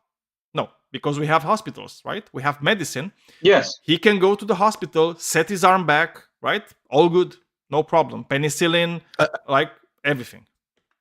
So then I think Arliss will just try to appeal to something that, like, the objective moral truth is, like, you should give kids the best available medical treatment for injuries or something like that. So that way it would still apply to those two different scenarios, right? Exactly. But this is the thing, right? It's like the more power we have over our environment, the more some things that in the past were like moral, now become immoral. Because now we can do it better, right? So, for example, we eat meat. Just a second. We eat meat, okay? We eat meat. Why? Because we have to, right? It's like there's no other way. It's like, unfortunately, no. Not everybody on Earth can be vegan. Just so we know, okay? It would be an impossibility for 8 billion people to be vegan at the same time. Okay, so at least some parts of society will have to eat meat. Okay, I disagree with that, but no, I think it's I think it's actually an impossibility. It's not physically impossible. It's not physically. I mean, how? Again, that would be okay. You would have to argue with science, and science is not on your side. Yeah, from what I know, the Earth couldn't we couldn't sustain like a full vegan Okay, Oh, but no. hang on. This is not true. It's kind of an aside though. So like maybe we'll put a pin in this. Come back to this. Whatever. It doesn't Yeah. really matter that much, right? Because it's Yeah. just like a scenario, right? So we can understand it, right? Right, But right. in a Star Trek scenario Let's- where for you the sake have of like argument. what is called the thing that makes all the food, replicator, right? It's like you have the replicator, and the replicator not only do you not have to kill any plants, because plants are also alive, right? You don't have to kill anything, right? Nothing has to die in order for you to actually get sustenance. No, this is unrealistic. I mean, No, there I'm is just saying, always again, input and output. it's a There must scenario, be right? some input. It's a Well, hypothetical. I don't engage in unrealistic the- ones. In Star Trek, the input is just like inert hydrocarbon chains, right? Yeah, that's why I said in Star Trek, right? It's like in that universe, right? In that universe where you have the replicator, maybe killing any life would be immoral, right? Because it would actually be in the interest of humans to not kill anything at that point. I mean, maybe Well, it bacteria really and viruses depends. that attack you, right? In self-defense. It really depends on these principles. It really depends on them because look, just a tiny bit with the child or with everything, the principles did not change. You just applied them to your knowledge and power, right? I mean, Yeah, that's what I said. The two things, right? Yeah, that was the Like whole point of the yeah. argument, yes. Because you have the same principle, but then it's like sometimes it might look, the same action in two different power level situations. In one, it will be moral, and in the other one, it would be immoral. That was the whole point of the thing, for right? sure. To just point out sure, this because thing. Yeah, but okay, you didn't specify too much. You didn't specify it like I did. Like it's about knowledge and power. You didn't specify those two things because that's the what changed between the two scenarios. You have more power and more knowledge. You only mentioned the power. I'm pretty sure. I don't know if you, but yeah, we could have implied. I just want to throw it out there. Sure, but then again, like I said. I hope maybe you look into it that it might become cross species or true for everyone. Those principles and values that they ought to be applied to all, right? And to make a system in such that these principles can be applied to all, even to bacteria, for example, or at least to sentient beings or to beings, and at least. Sure, we can then look into it. Okay, well, if they don't have sentience, if they don't have this and this and this, then those principles cannot even be they cannot apply those principles, right? But we can apply over them. So in the scenario, like you would have, for example, monkey societies. I know in Star Trek they don't like to intervene in other societies, right? I don't know if that's proper, right? I don't know if that's proper, to be honest.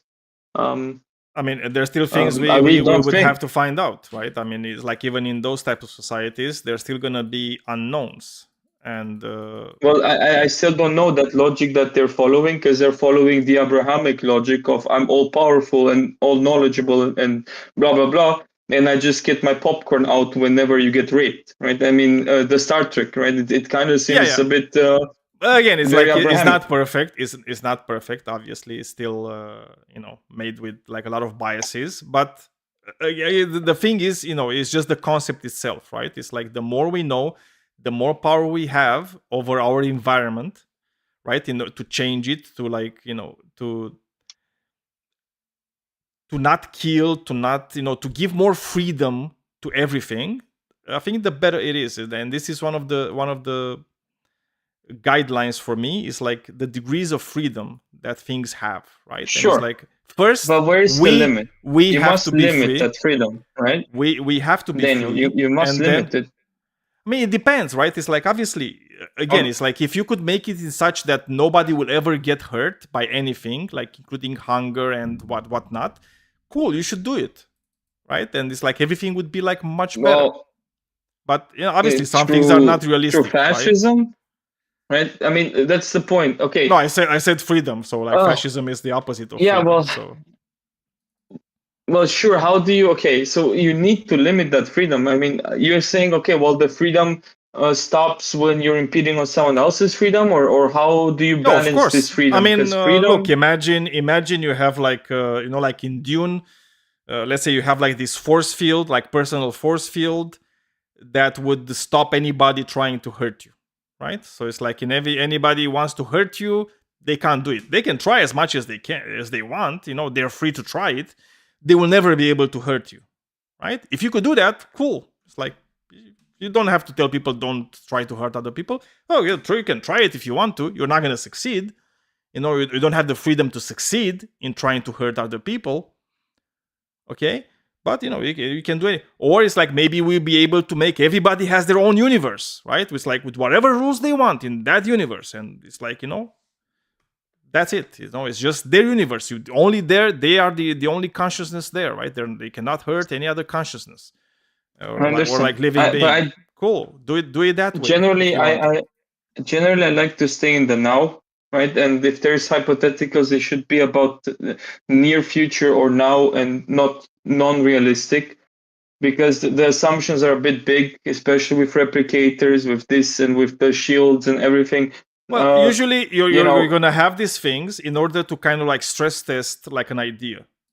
Right? So it's like whenever you have a principle, an idea, is like the way you stress test it is by doing like 4 experiments, right? And you're going to say, well, what about in this situation? How would it go here, right? So it's like, that's usually how we do it. And it's like, I understand they're not realistic.